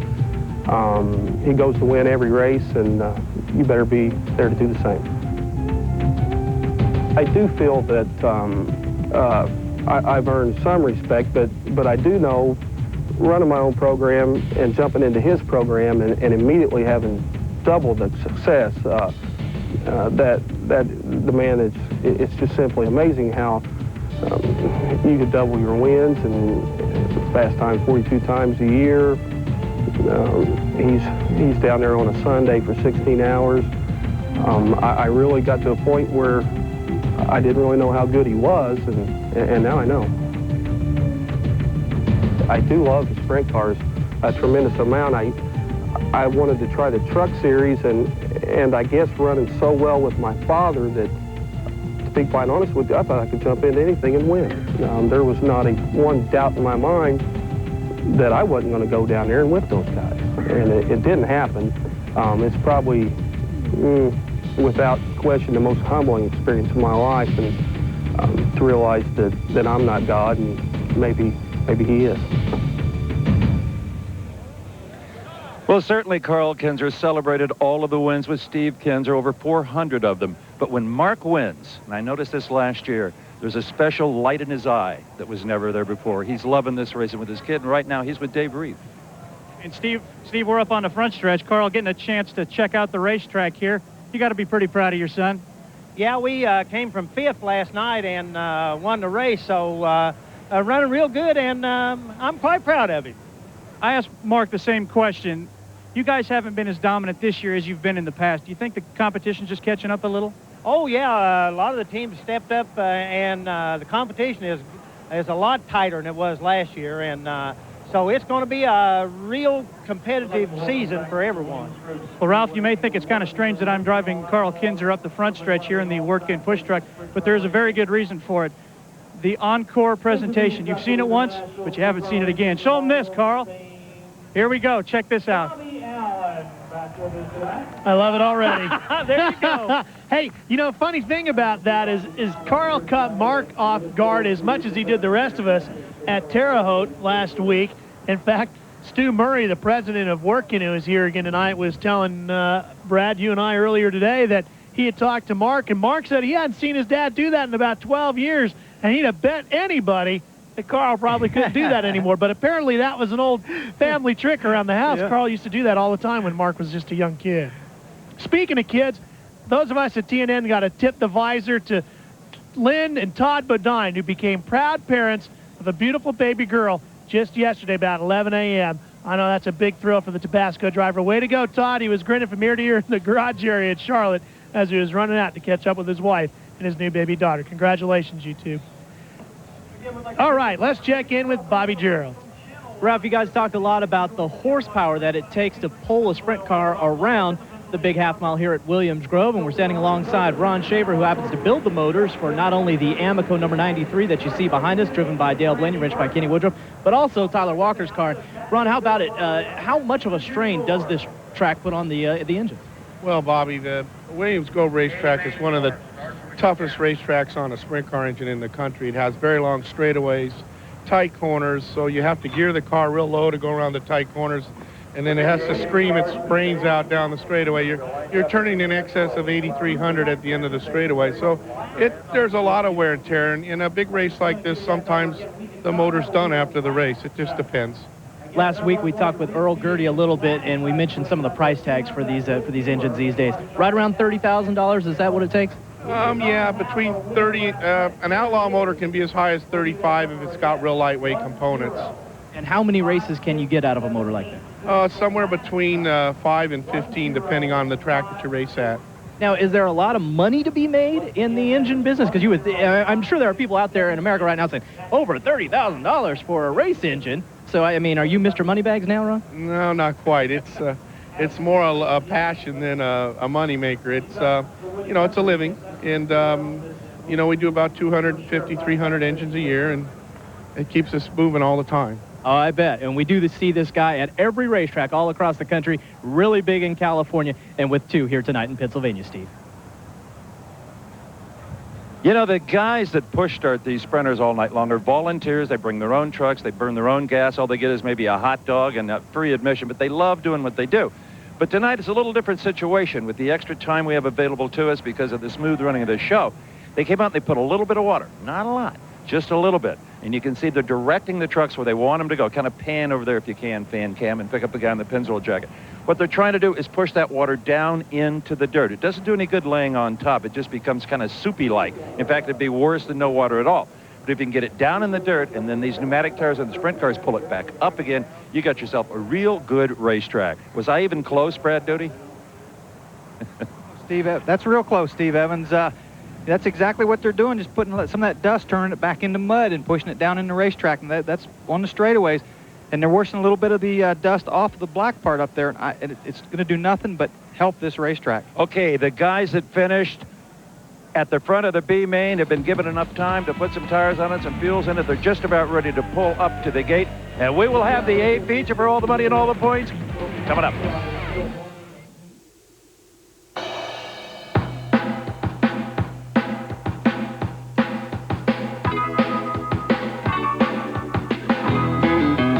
Lever 2000 Pure Rain Deodorant Soap. The cool deodorant scent is so invigorating, you can't wait to get close. But Pure Rain also has moisturizers for skin that feels better and makes you want to stay close. And nothing's more invigorating than that. Lever 2000 Pure Rain, the refreshing clean for all your 2000 parts. Hi, I'm Jim Palmer. You know, a lot of people ask me, what can the money store do for me? Well, let's take a look. Say your monthly mortgage payment is $650. Your car payment $400, your monthly credit card minimum $350 for a total of $1,400. Now watch what can happen when you refinance with a money store. Monthly payments cut nearly in half. That's huge savings directly in your pocket each month. And better yet, the interest is tax deductible. So call 1-800-LOAN-YES to refinance your mortgage today. It really adds up. For everyone who'd rather do it themselves, for these magnificent do-it-yourselfers, we make the new generation of Wagner Power Painters. With power to handle today's thicker one-coat latex paints, an attachment that draws paint right from the can to paint straight up or down, and simple electronic settings to spray as wide or as narrow as this, which makes you more incredible than ever. If it needs painting, staining, or sealing, the choice is easy. Get a Wagner and get it done. Come on, boy!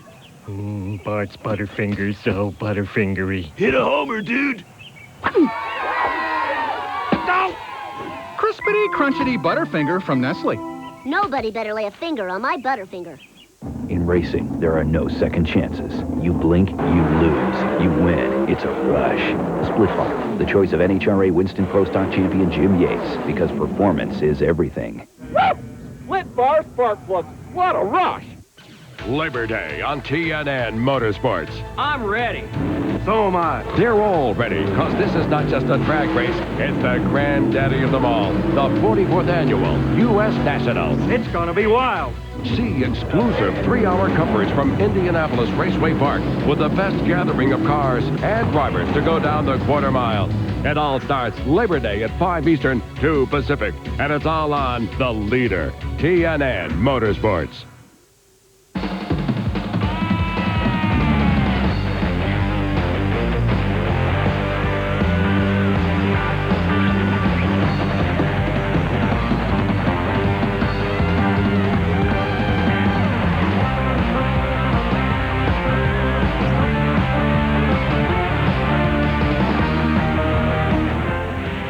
Track prep still going on here at Williams Grove as they get everything ready for the A feature, which will be a 30-lapper here tonight.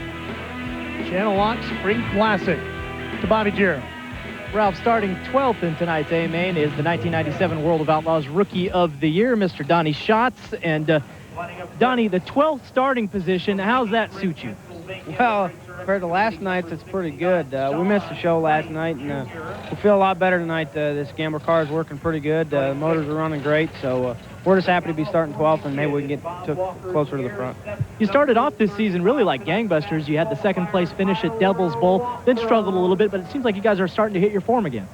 Yeah, we've come out of the box really fast, and it seems like the last couple of years that always happens, and we fall off. But we had the crew chief change, and that really slowed us down a whole bunch, but we're starting to get our momentum back under our feet, and we're going to be fast here in a little while. All right, we wish you good luck in tonight's feature. And look at that. If you don't think these guys aren't serious about their weight, look at that steering wheel full of holes. That's just to knock a few ounces off the race car.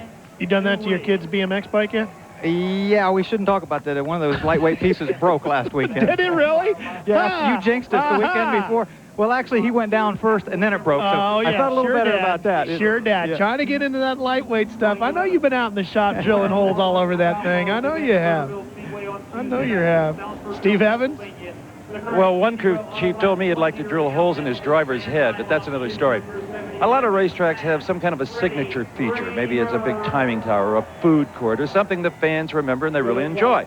Well, for the families that like to camp out in the infield here and play Frisbee and eat chicken and watch the races, it's a certain bridge over the back stretch that they're very fortunate they have, but it also can affect the racing itself.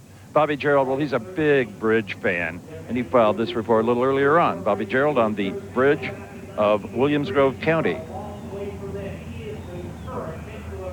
Williams Grove Speedway opened in 1939, and in its 59-year history, some truly great drivers from Lynn Paxton to Jan Opperman to Tommy Hinterschitz have all turned laps on this historic and very unique half-mile racetrack. Now, we use the word unique for a very good reason, and that is because it's not often that you'll find a crossing bridge going across the back straightaway of a dirt racetrack. The bridge. Now, the bridge was built in 1948. It is very old, but it is also very sturdy. We're told that 2 or 3 guys over the course of the years have tried to actually take out the bridge, and of course, they haven't succeeded. Fred Raymer is a local here at Williams Grove. He's won 3 feature events, and who better to talk to us about this legendary racetrack? Fred, have you ever seen some guys try to get up there and hit this thing? I know they've tried to hit it. I've seen fuel tanks land up there, and till now, I never realized how close we are to the bridge. I sort of wish I'd have stayed in the pits. We also hear from some of the drivers that the wind bounces off the bridge and actually affects the handling of the race car in the back chute. Yeah, I'll tell you, you come down here and the cars just dance around. It don't matter if you're in traffic by yourself. You move around a ton and you never move your hands and you just don't know why. The bridge, one of the most unique aspects of this very, very historical racetrack. We have got good news. Well, you can see that we have good news. The pace truck is out on the racetrack, followed by some of the cars in the A features. Stay with us. This could be a real barn burner. These days, seems like everybody's got a Cherokee or an Explorer. Me, I like to stand out a bit. That's why I drive a Subaru Outback. With a big cargo bay and all-wheel drive, you get all the sport utility you need. But with the smooth ride and better gas mileage, the Outback is far from ordinary. Like me, really.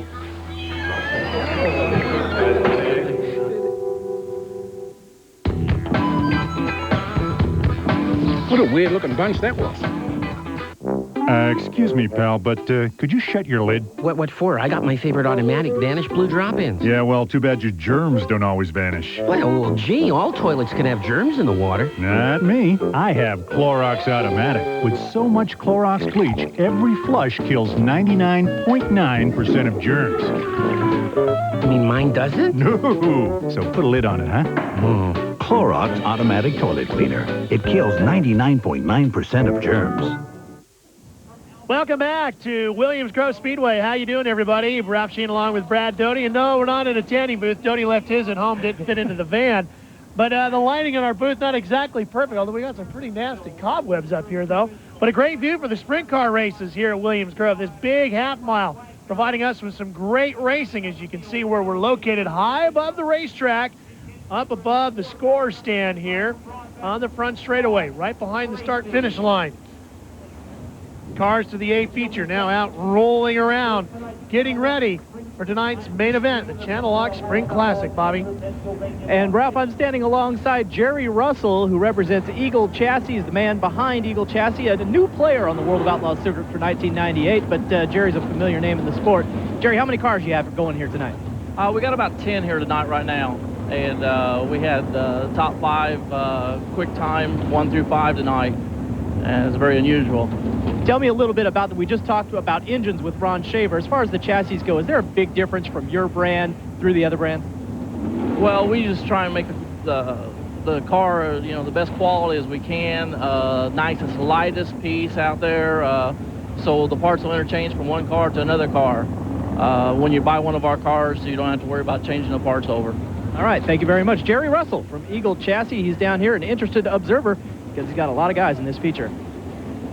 That he does. That Eagle Chassis, one of the hot pieces on the tour this year. Fans ready to go racing. We are too. Hope you are. Channellock Spring Classic coming up. I'll never forget the first time I walked into a tractor supply store. I found things we use every day here on the ranch. Fencing supplies, horse feed and tack, even my Wrangler jeans. Man, I was like a kid in a candy shop. I wanted to take the whole place home with me. So whether you're ranching, farming, or taking care of just 1 or 2 acres, they'll help you get the job done. Tractor Supply Company. Want the ultimate tailgate party? Don't head to the stadium. Head to the Ace Ultimate Tailgate Sale, where you could win a Ford Explorer, DeWalt tools, and hundreds of other prizes. The Ultimate Tailgate Sale. It's easy to enter, easy to win. Just head to Ace. Mommy, what's sharing? It's when you give something you really like to someone you really love, and you get more joy out of that than keeping it all to yourself. Because life is sweet and a little crunchy. The Monster Mile, where every driver ends up seeing red, and only one sees gold. It's the MBNA Gold 400, live September 20th at 12:30 Eastern, 9:30 Pacific, a part of All-Stars Week on TNN. It's the end of summer, but there's still time for you to cram in that vacation time you haven't taken yet.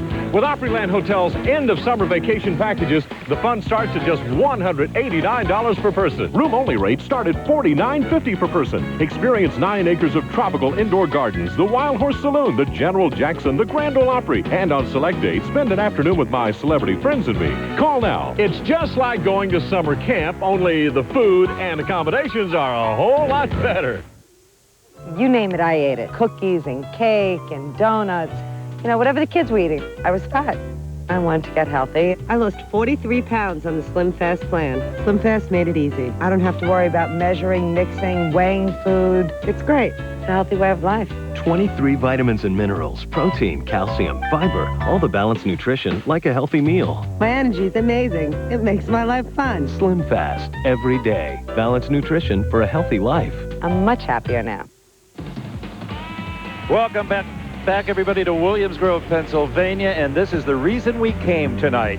The feature, the A-Main, the best wing sprint car drivers in all the world. Ralph Shaheen, it's been almost a perfect night, almost too good to be true. It's been fantastic racing as we get set for the main event here tonight. Channellock Spring Classic A-Main lineup coming your way now as we get set for the 30-lap feature. Row number 1, Johnny Herrera alongside of Mark Kinzer. They've been battling each other for 2 nights in a row. One more 30-lapper to be settled between the two of them and the rest.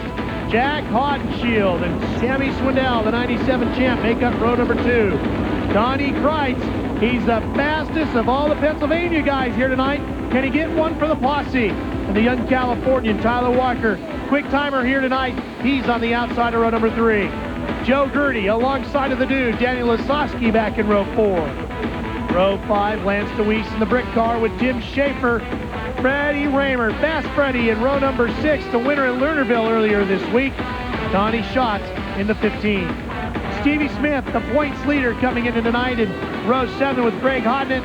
Dale Blaney and the king of the Outlaws, Steve Kinzer in row 8 as they go 4 wide. Chris Ash and Andy Hillenberg in row 9. Lance Blevins and Kevin Gobrecht from Pennsylvania in row 10. Jeff Shepard and the vastly quick and really stunning Shawn Michael in row 11. Jeff Swindell with the Fords and Todd Schaefer in row 12. Dion Hindy, Mike Wagner, Todd Gracie wrap up the field.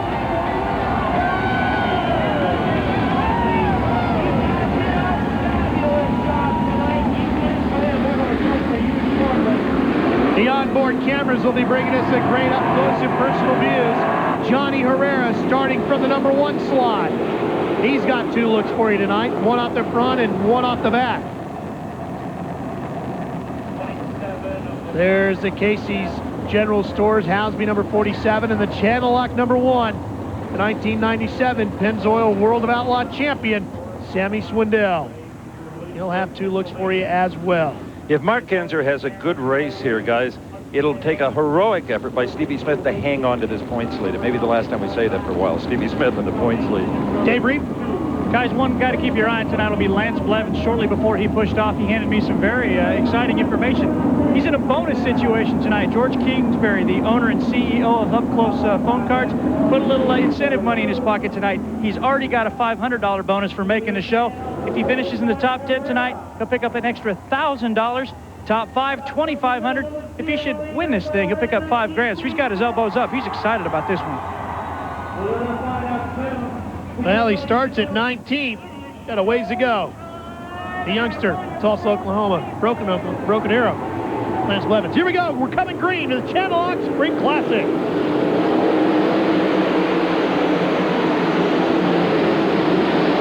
Ralph Littfield cannot let the 5M and the 47 car break away as they did last night. I think Johnny Herrera surprised Mark Kinzer on that start, getting a jump like that. I think you're right, Brad. It's Herrera out front, then Mark Kinzer. Sammy Swindell runs in third. Jack Hodgshield battling wheel-to-wheel with Donnie Kreitz for fourth. On board, this is what it looks like out front when you pick up the right front tire. Under the bridge you go. Down to the bottom, Brad. Yep, that's the bottom out of turn 4. He does have a nice, comfortable lead. He's got a nice jump. But you know, Mark Kinzer, we've seen it before. They really, the last half of the race is when the Carl's cars really start to come on. Scheduled for 30. Working our way back. There's your leader, Johnny Herrera. Mark Kinzer runs in second. There's Sammy Swindell and Donnie Kreitz and Jack Hodenshield. Notice most of the cars are running the bottom until Hodenshield and Stevie Smith came around, and Steve Kinzer back there on the top. There's Stevie Smith trying to get around the outside of Danny Lasowski in the 83 and Joe Gertie in the 8H. Brad, who's better in traffic that they'll be in soon, Johnny or Mark? Boy, that's a tough one, Steve. I mean, a lot of it depends on your race car. If you can change your lines and move around on the racetrack, you're better through lap traffic. The guy that his car is only committed to one lane and only fast in that lane, he's kind of messed up if he gets caught behind somebody. Great answer. Stevie Smith fighting off the dust. Joe Gertie giving chase. Lance DeWeese with problems in the 461. That could bring out a yellow. Yep, yellow's out. It is out. That'll line him back up.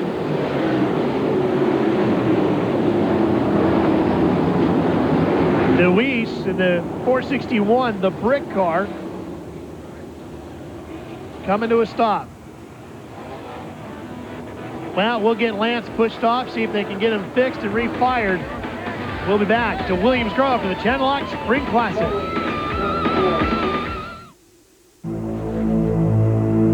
I understand you have a problem. Roaches invade your house while you sleep and you can't kill them. Ooh. Permit me. New Combat Quick Kill formula. Night after night it kills and kills. And death comes quickly.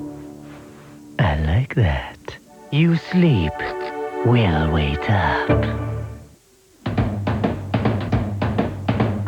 The biggest news since Aunt Helen brought a boyfriend to the family reunion. Sparkling wild berry jello.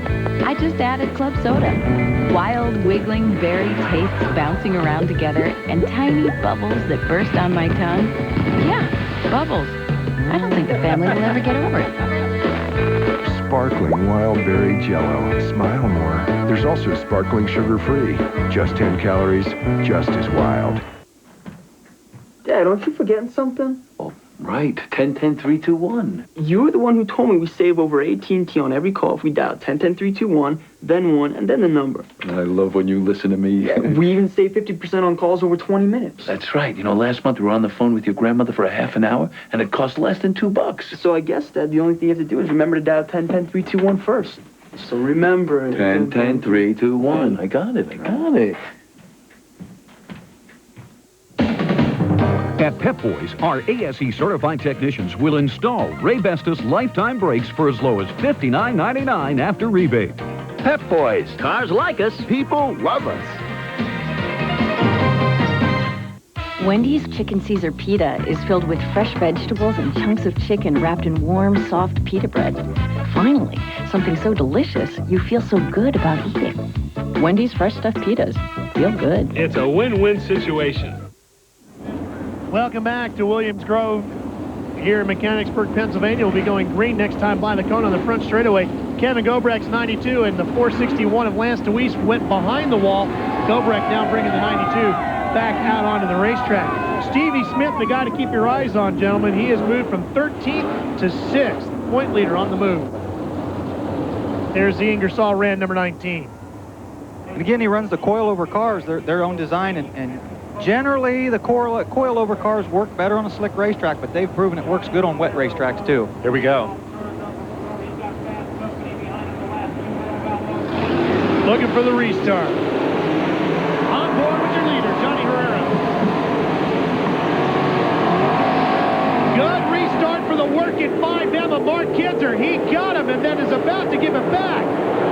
Herrera, boy, did Gilsoner give him a strong car here tonight. Again, we saw him off the top, had that momentum coming off, had the speed, carried it on through turn 2, and drove back by Mark Kinzer on the back straightaway. On board with Johnny Herrera, Gilsoner owns and tunes this car. First came to the Grove in '83 with Rocky Hodges in the seat. Brave old Rocky Hodges. Sammy Swindell, suddenly a factor, a player in third, the blue Channellock #1 car. Sammy, first one here in the Grove as you go on board with him back in 1980. The Channellock car looking strong. He goes to the bottom, Brad. Do you see a better run or a better groove there tonight so far? Well, it's how your race car is working. It was Johnny Herrera running the top and Mark Kinzer's running the bottom. Jack Hodenshield coming strong for third. And look at this, Stevie Smith coming around the outside of Donnie Kreitz. Talked about him moving up. Donnie Kreitz, the fastest of the regular Pennsylvania posse. This is a fight for fifth. Hodenshield. There he goes. Gets around Sammy just in front of this fight as Stevie gets away and smoke off of Stevie Smith. Just a little puff there. It could be something minor, just a small oil leak. So it's Herrera, Mark Kinzer, Jack Hodenshield, Sammy Swindell, Stevie Smith, your top 5. Hodenshield has moved around Sammy down the back straightaway for third. He broke the Pennzoil car. Boy, he broke the track record here 3 times last year to Jack Hodenshield. It's amazing. You look out here, all the dirt flying through the lights, and everybody is fighting somebody for some Big position. smoke out of Stevie Smith. Yep. That is a huge problem with that Ingersoll Rand car, Brad. They sure don't. We talked about the point situation and what happened to him last night. Another mechanical failure, DNF, where that'll just knock him back into points. Oh, man. Now he's to the bottom. He's still strong, Brad, but what's the matter with the car? Let's see what happens. Here's where it really puffed up last time. It's when he gets off it. Yeah, when he gets, but there wasn't as bad as the lap before. Now these cars hold about 14 quarts, 15 quarts of oil. So a minor oil leak, as long as it doesn't affect his vision too bad or doesn't get under the tires, they can run a long time with a small oil leak. A little blow-by. Yeah, what's a little blow-by? Now, unlike an asphalt track, oil getting on these dirt tracks will not affect it nearly as much as an asphalt track. Johnny Herrera in the traffic. First came to the Grove back in 1987.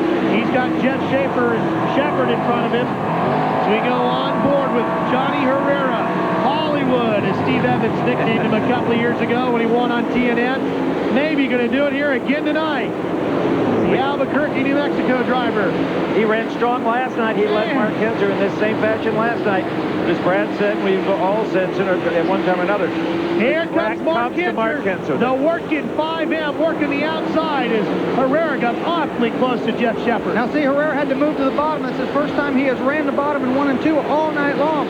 But boy, he looks good. He actually maybe he looked better than he did running the top. Todd Gracie, that red 25 is a lap car in between them. He might get in the middle and hold us the working 5M of Mark Kinzer. Here he comes around the outside. Got him. Now let's see what Johnny does going into turn 1. Now he's back running right through the middle of the racetrack. Sammy Swindell fending off the advances of Stevie Smith.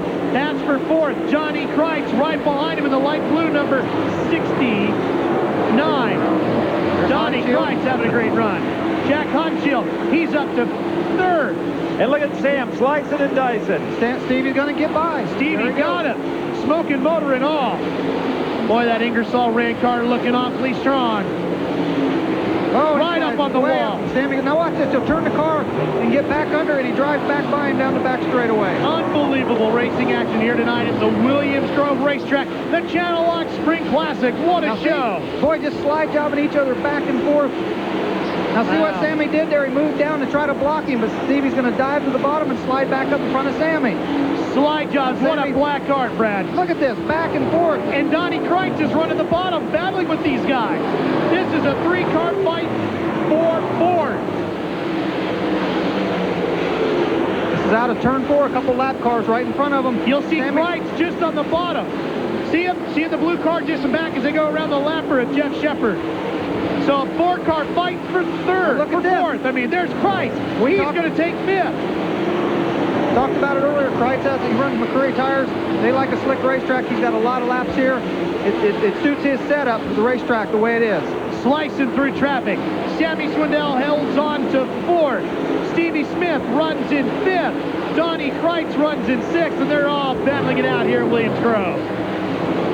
Back up front, Mark Kinzer was held up by traffic, but is now right behind Johnny Herrera with only 10 laps to go. Mark Kinzer has 7 World of Outlaw wins this year.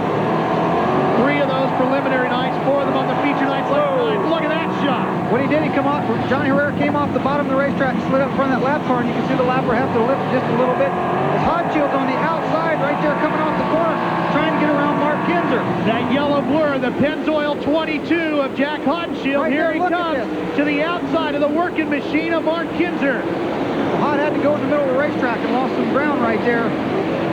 Now he's stuck behind that lap car. He'll have to get by him quick, as he does right there. To the bottom he goes. Looking for a way around. Guy Forbrook setting this car up to come on strong in the back half of the race. And he set it up much like the car was back in 1996. He got rid of a lot of trick, super lightweight pieces that were failing, and it's paying off.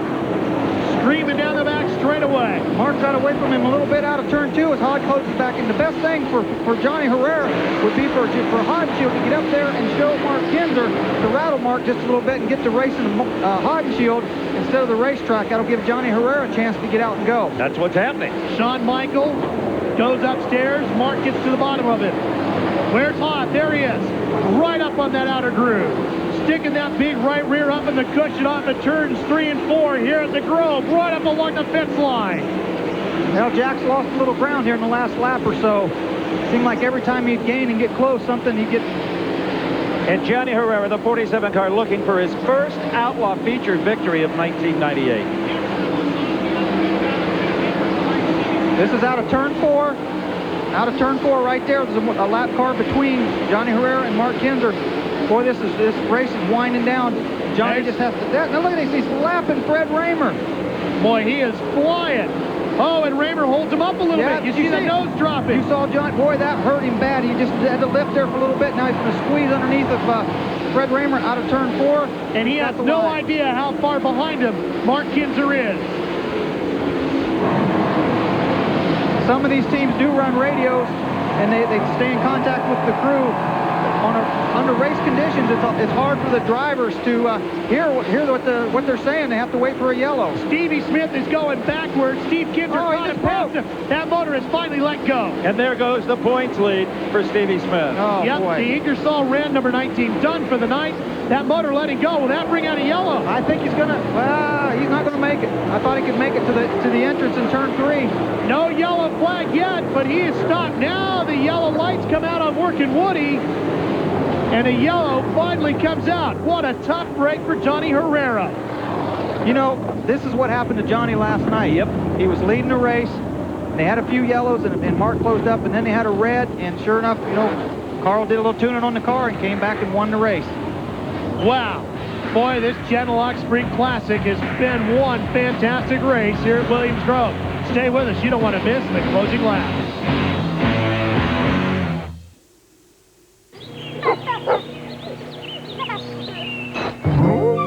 Dogs have an uncanny sense of hearing, but they can't tell you if running, climbing, or even walking hurts or makes them stiff. So it's up to you. To help keep your dog active and healthy, ask your veterinarian how Rimadyl has relieved arthritis pain for more than 500,000 dogs.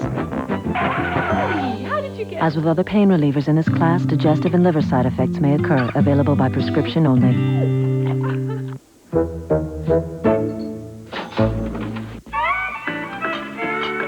Okay, who had the double stack? Partner? Breakfast at your place may never be the same. Orders up! Because now Eggo's making pancakes. Here you go, Bright Eyes. Golden, fluffy pancakes that turn your microwave into a griddle. For a taste too good to let go any day of the week. Who are they? Truckers. New Eggo pancakes makes every house a pancake house.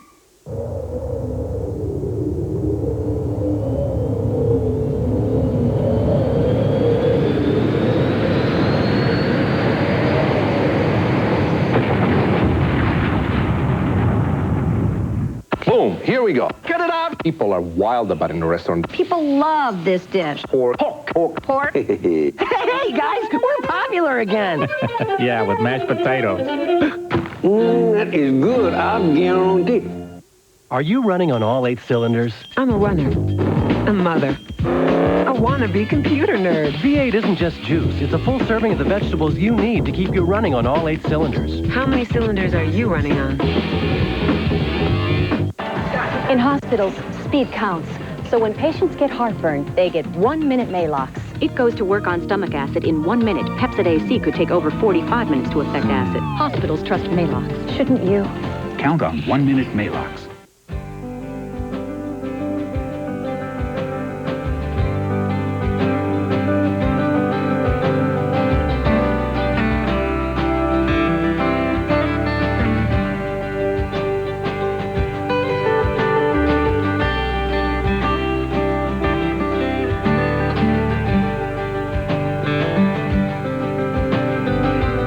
TNN, America's country home.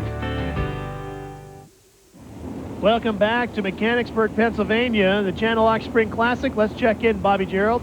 Here is Mike Thurman, a nervous crew member for Johnny Herrera right now. What's Johnny saying on the radios, and can he do it?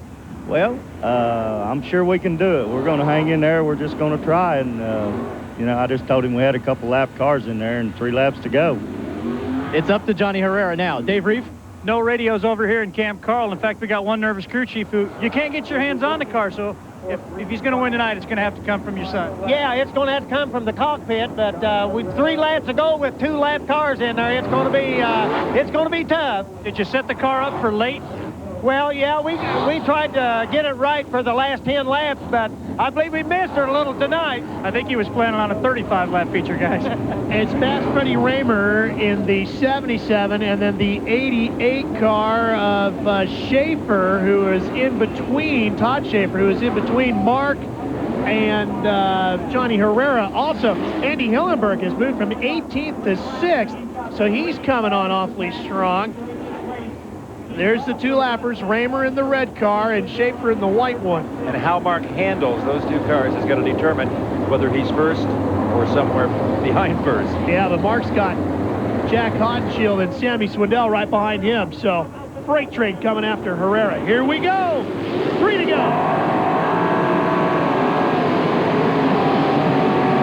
Mark goes to the bottom. Hahn comes around the outside of Raymer trying to catch it. Unbelievable. Carl is going to fall to the roof of that trailer jumping up and down. Mark is up to second with nothing in between him and Herrera. Now can he reel him in? Boy, he got 2 to go. Mark got a run off the bottom of turn 2, and boy, did he get a nice shot. Johnny just has to keep his head about him and run smooth laps, try not to buzz the tires. Sammy gets around Hodenshield. That puts him to 3rd. Oh, look at Hod going after it. Hodenshield up top in the Pennzoil car. Last lap on the 4th. Nobody catching Herrera. The best fight is for 3rd. Johnny Herrera has not won since New York last season. Look at this great fight for 3rd. Hodenshield sliding all the way up to the fence line. Sammy trying to hold on. Donnie Kreitz right behind him. Coming to the checkered flag. Johnny Hollywood Herrera wins again. Mark Kinzer in the working car takes 2nd. Sammy Swindell gets 3rd. Jack Hodenshield gets 4th. And I believe Donnie Kreitz will be the highest finishing Pennsylvania Posse driver as he comes home in 5th. You know, some of these guys don't like to run the camera. It weighs 12 pounds, and these guys, we've talked about the weight and everything else. Johnny Herrera just proved you can still win the race with the camera. And Sammy. Yeah, Sammy came home in 3rd, carrying the camera. Yep. Lightweight cameras here at TNN. Yeah, there you go. You've been working on them. Yeah, we've been drilling. We got to drill some of the brackets out and things. So all right. Just don't drill on your microphone. You're too good. We need you. Hey, when we come back, we're going to talk to our winner, Johnny Hollywood Herrera.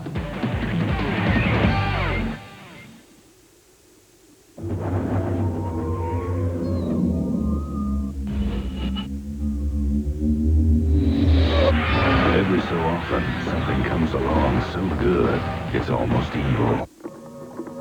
Something that can't be explained, but only embraced. The Outlaw Performance Fuel Additives. The Outlaw. The additive with attitude. You better believe a pain like this, from a soul like this, will go on like this, live on like this, and pride like this, 'cause it's true. It's True Value paint, and you can't do better. It really is this good. Goes on like this, feels on like this, looks like this, pride like this. True Value paint. Great paint, great store.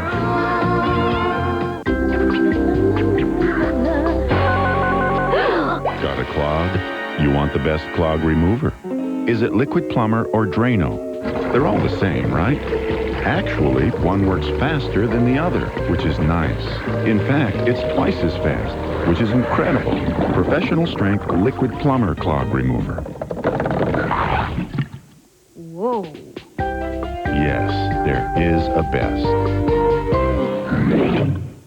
You know, you don't get a second chance to make a first impression. So when I noticed a few flakes, I went for Head & Shoulders. And I love the way that it leaves my hair. And the flakes, no problem. Head & Shoulders changes dandruff problems. Into beautiful hair.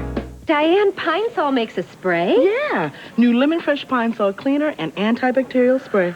It cleans with the power of Pennzoil and kills bacteria while it cleans. I'm in heaven. That must make me an angel.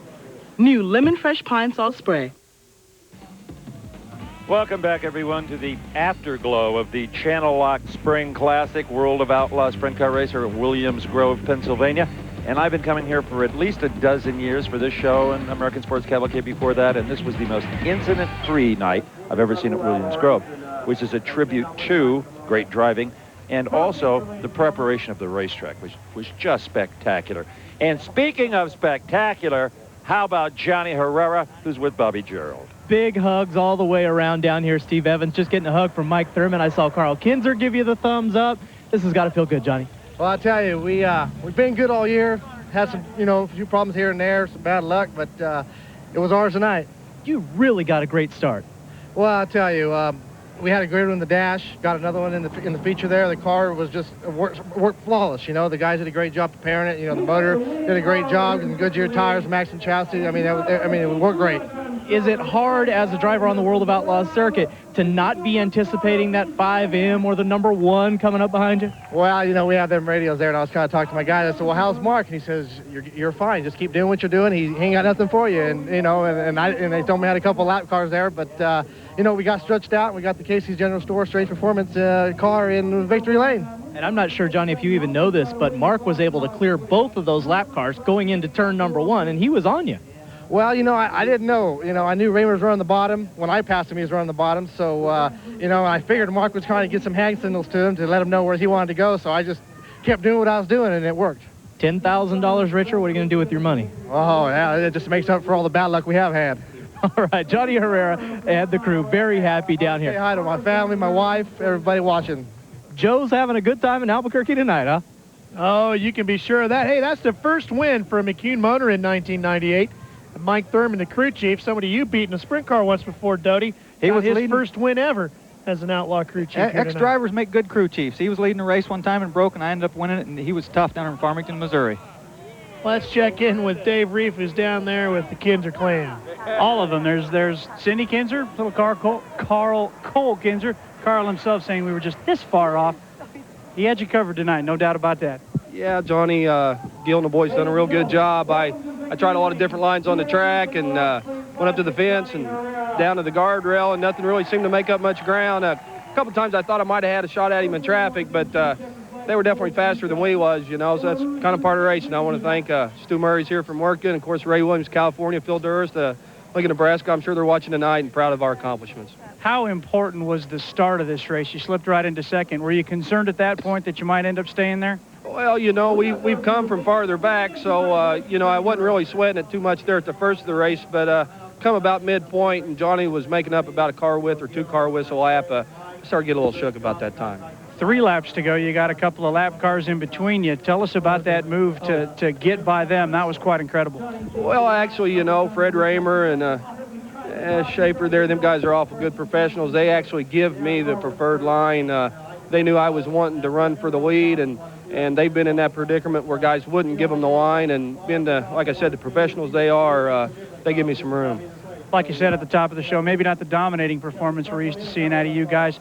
But then again, second places, third places, those add up to championships, and I'm sure that's your guys' ultimate goal. Yeah, you know, it's early in the year, so we're right there in contention. Stevie's been running real strong lately. A lot of the Outlaws, Danny Lasowski's probably been the strongest guy all year without a win, you know, so it's going to be a long, tough year. Stevie Smith falling out, that makes this man the new points leader. Bobby? Well, here's a man who has now finished in the top 5 in 7 of his last 8 races. He's the defending World of Outlaws champion and slowly making his way up in the point standing. Sammy Swindell, good to be up here on the front straightaway. Yeah, it was real good for the Channellock team. You know, we had a little problem last night and didn't get a real good feel for the car. We had so many things that were a little off or bent on it. We made some changes, but we were just still a little bit off. We had the car a little too tight tonight, where last night we were a little too loose, and we probably overcompensated for it. But it was a good run. You know, I would rather not seen that last yellow. I think we could have at least got a second out of it. We had a pretty good run, but you know, just in the race we got caught up with some guys and made some. You know, had to race with Jack for a while and Stevie and some of the lap cars. I didn't make the right decisions to get by, but you know, that's part of the racing. You know, I would have liked to seen it, you know, finish on out because our car was starting to come around a little bit. It was, and after the yellow, it got real tight again. We had to loosen it up with the wing and everything. But you know. It's good enough for coming out here. You know, we were close. I could tell we were catching there at the end, but we just needed a 40-lap race for this Channellock still.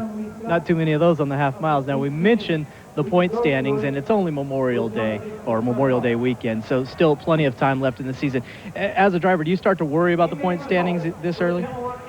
Well, if you're going for the championship, you know, like we're planning on trying to win it again, we've got to, you know, make every race, every point count. And, you know, we've had some things not go our way there early. We've been in the wrong place a few times, but we've got it turned around. We've got Gertie's got the motors going good for us. We're qualifying, you know, the top 2 or 3 just about every night. So that's given us some good starting spots. And, you know, we just have to get the right combination. And, you know, this weekend, Johnny Herrera got it right, you know, for the race we had.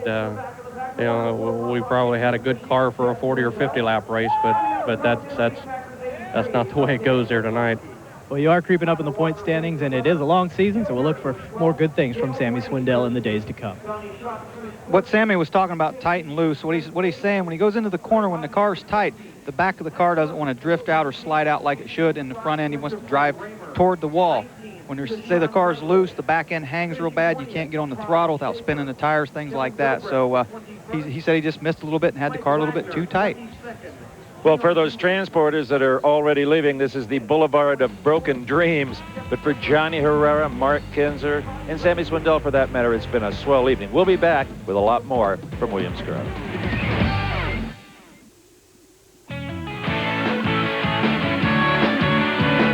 NASCAR fans, of course, we all know are the most loyal sports fans in the world. We have a very commercial sport, and they are loyal to the companies who promote their products or services through the sport, and are very loyal to the drivers that they support.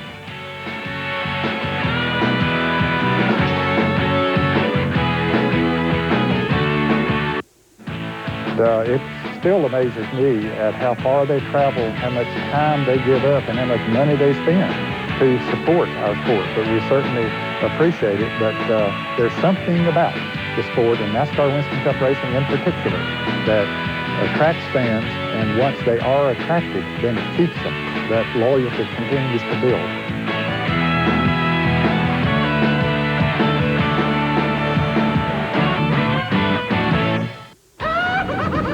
There's nothing funny about a funny car unless you're the $100,000 winner. Then you can laugh all the way to the bank. The Big Bud Shootout, Sunday at 5 Eastern on TNN Motorsports.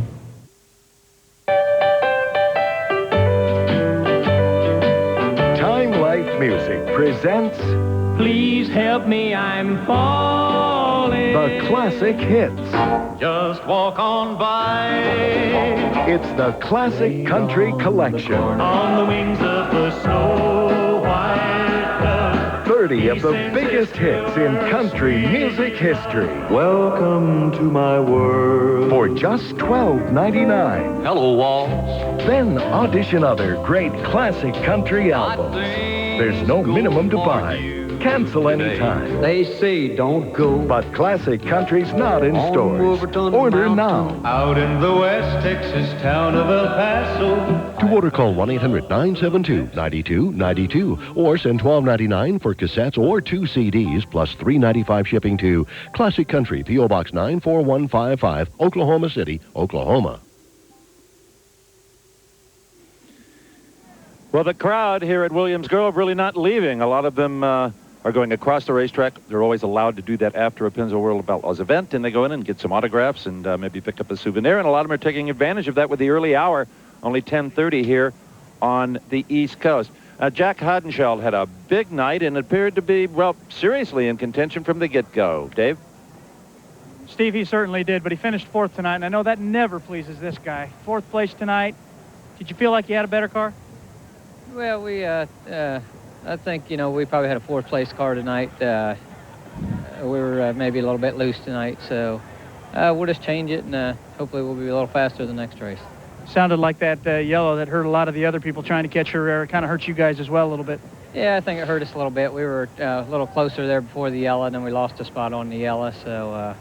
but Pennzoil car's been pretty quick the last few races, so we'll just hopefully get a little faster the next race. Well, let's find out if they're coming around. Talk to Guy Forbrook a little bit. Guy, car looked real good tonight. Just wasn't quite as quick as the rest of them. Well, we made a charge there about halfway through the race. He caught Mark and Johnny and passed Sammy, but we were a little loose on the right rear. If we could have tightened that up just a little bit and run the top the way he was running, I think we'd have run with him. But we were just a little off tonight, and the Pennzoil Gertie car was just a little slow. But we got next Friday night here again. We can come back and change this thing, and I think we'll be pretty good. Now, I know you're just like Jack. You always want to finish better, too. Is there... we talked last week in Terre Haute about some parks breakages and things like that. What's this team doing to try to get over everything and get up there where you want to be? Well, I mean, we've been really fast since the first race this year. It's nothing that the crew's done, nothing that Jack's done. It's just luck. I mean, we've had some bad luck. We were leading Hobstadt, blew a rear. We broke one at Vegas. I mean, it's just bad luck. We cut a tire at Eldora. I mean, we've been fast every night. It's nothing that we're doing. We just got to get over Lady Luck and head down the road, and we got a lot of races left to go. So if we can just keep running the top 2 or 3 and win one here and win one there, and if we can get on a roll, who knows what can happen. No time to relax either. Down the road to Hagerstown, Maryland tomorrow, Bobby Joe. And I'm standing alongside Donnie Kreitz, Dave Reef. Donnie bringing it home, a 5th place finish tonight, and he was the highest Pennsylvania posse finisher. And for that accomplishment, Donnie, you're going to get some bonus money here from Cindy Rowe. Cindy, what do you have for Mr. Kreitz? $500, and that goes to the first local winner tonight at Williams Grove. And I think Donnie really gave the Outlaws a run for their money, because coming in 5th, the Outlaws are really good guys. Our local guys are good, but these Outlaws are really good. So. Well, you said that. Now, Donnie, you've beaten these guys before. Go ahead, let's see that. Oh, there it is. Look at that. It's cash, too. No checks here, and the IRS is online, too, Donnie.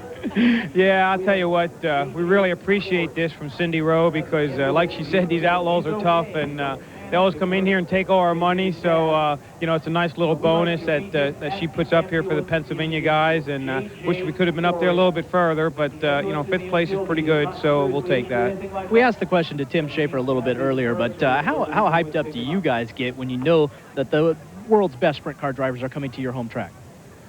Well, for me, I mean, this is about all there is. What I really look forward to is running against these guys, because they all are the best, and, you know, we do everything we can to try and be able to run with them, and we really do get, you know, hyped up, and really look forward to running with them every time they come in. And there's still some more races here at Williams Grove this year, so you'll still have another chance to beat these guys. Yeah, they're back next Friday and then later in the year, so hopefully we'll get one of these. All right, well, congratulations on a very impressive drive tonight. Thanks a lot. Donnie Kreitz, a 5th place finisher, Ralph. Well, you know, the World of Outlaws, they run so many races, and they're professionals. They do this all the time. Donnie Kreitz works a 40-hour-a-week job. You know, most of the Pennsylvania guys do, too, so it's hard to compete. He took off from racing last weekend to prepare for the World of Outlaws this week. That's how important it was for those guys to beat the World of Outlaws. And everybody, like I said, works hard, but there's a lot of luck involved in racing. It's like golfing. I mean, if you're a good golfer, you hit the ball just right. If it goes hole in one, that's a lot of luck. Well, racing's the same way. You work really hard. The crews put in a lot of hours, but you still have to have the luck in racing. And Donnie did a great job tonight, Brad. You're right. Is Jack Hodenshield, Guy Forbrook, and Patty Hodenshield take the car back to the pit area. Well, it was a good night for Donnie Kreitz, but it was a bad night for another former posse member. You take a look at our Maylocks Minute. Stevie Smith, the Ingersoll Rand number 19, came into the night as the points leader. That engine smoking bad, and after a while, it finally gave it up. And Stevie was forced to bring the Ingersoll Rand car down the pit area as his night was over, and the points lead went away. For the Maylocks Minute, for heartburn or acid indigestion, you can count on Maylocks. Let's check in with Stevie Smith, who's standing by with Dave Reed. And as you can imagine, Ralph, very crowded down here, a fan favorite being from Pennsylvania. And Stevie, not exactly the night you wanted to have at home. What was the big problem? Oh, the Ingersoll Rand car was strong tonight, but what happened was we started blowing oil, and finally it blew all the oil out and burned up. It didn't have any lubrication system left there. I tried to move to the bottom and save it for the last 4 laps, but she wouldn't go another lap. Did you have any problems in the cockpit, oil coming up in there? I mean, we noticed it started smoking probably already about lap 5. Yeah, no, it wasn't bothering me too much. I smelled it, and then finally when I smelled it burning, that's when I had to shut it off. The points lead has gone away, but I'm sure that's not a real concern of you guys yet. There's a lot of racing. Yeah, there's a lot of racing left, and we're racing against the best in the country, so we'll see how it turns out at the end. Obviously disappointed tonight, but the fans, hey, they still come out and see him. Stevie Smith, a bummed man tonight. Well, our statisticians, Kevin Eckert and Larry Hall, have been crunching the pencils pretty hard. They've tallied up the points. We'll have the new Pennzoil World of Outlaw point standings for you when we return to the Grove after this. Mud holes, dirt roads. Most people wouldn't think of driving through stuff like that. But then that's the beauty of Subaru all-wheel drive. It automatically transfers power from the wheels that slip to the wheels that grip, which means it does the thinking for you.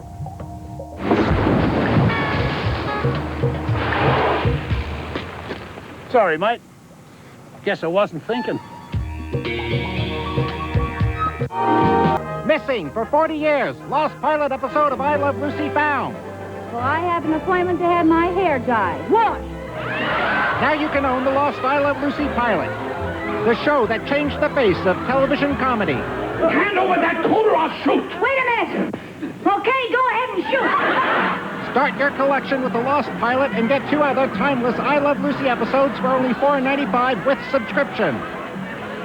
These are the original uncut classics the whole family will enjoy over and over again. Order the Lost Pilot now and get the collectible I Love Lucy lunchbox, absolutely free.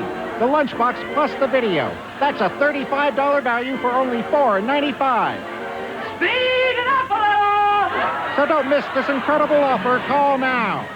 Call 1-800-414-8866 to get your first episode of the I Love Lucy Collector's Edition and the collectible lunchbox for only $4.95. Call now.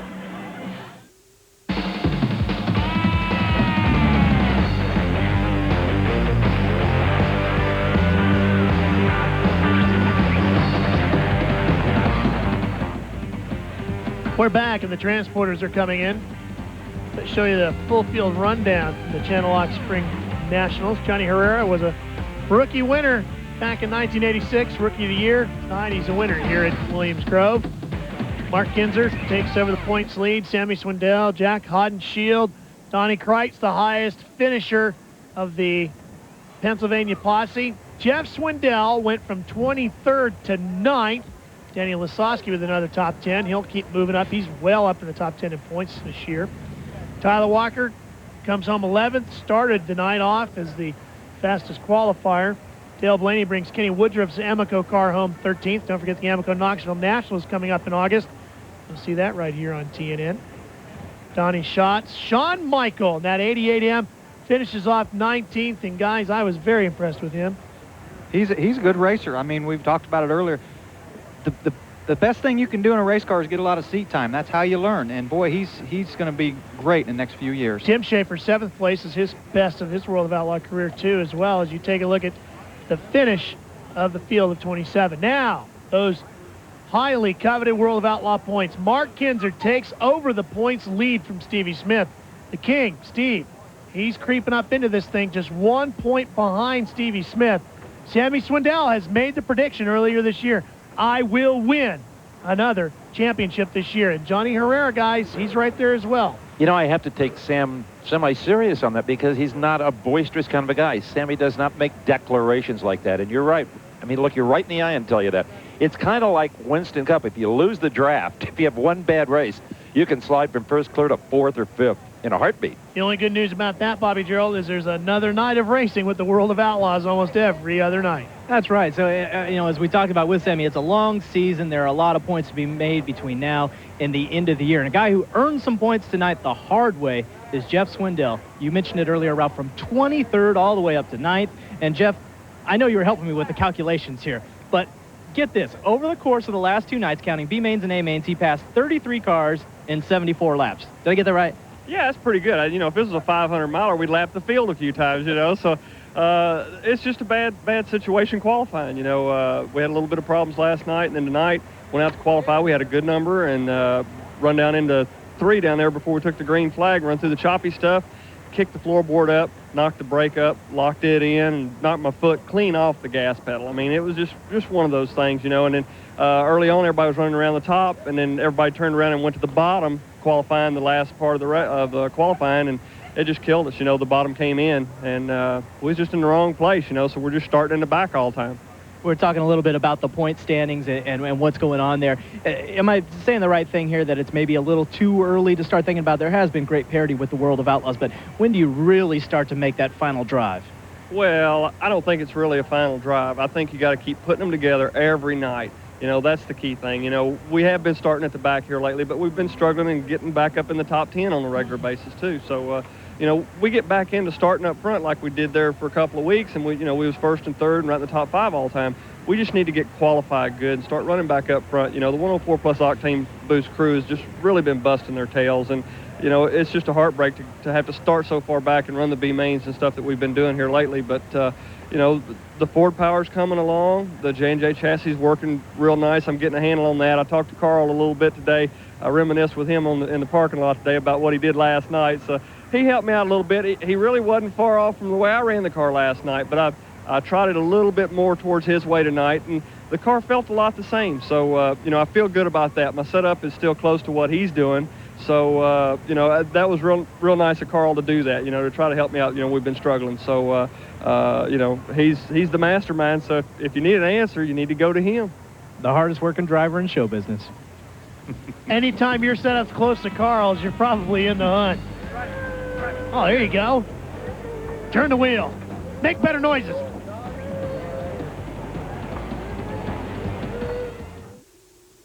Brought to you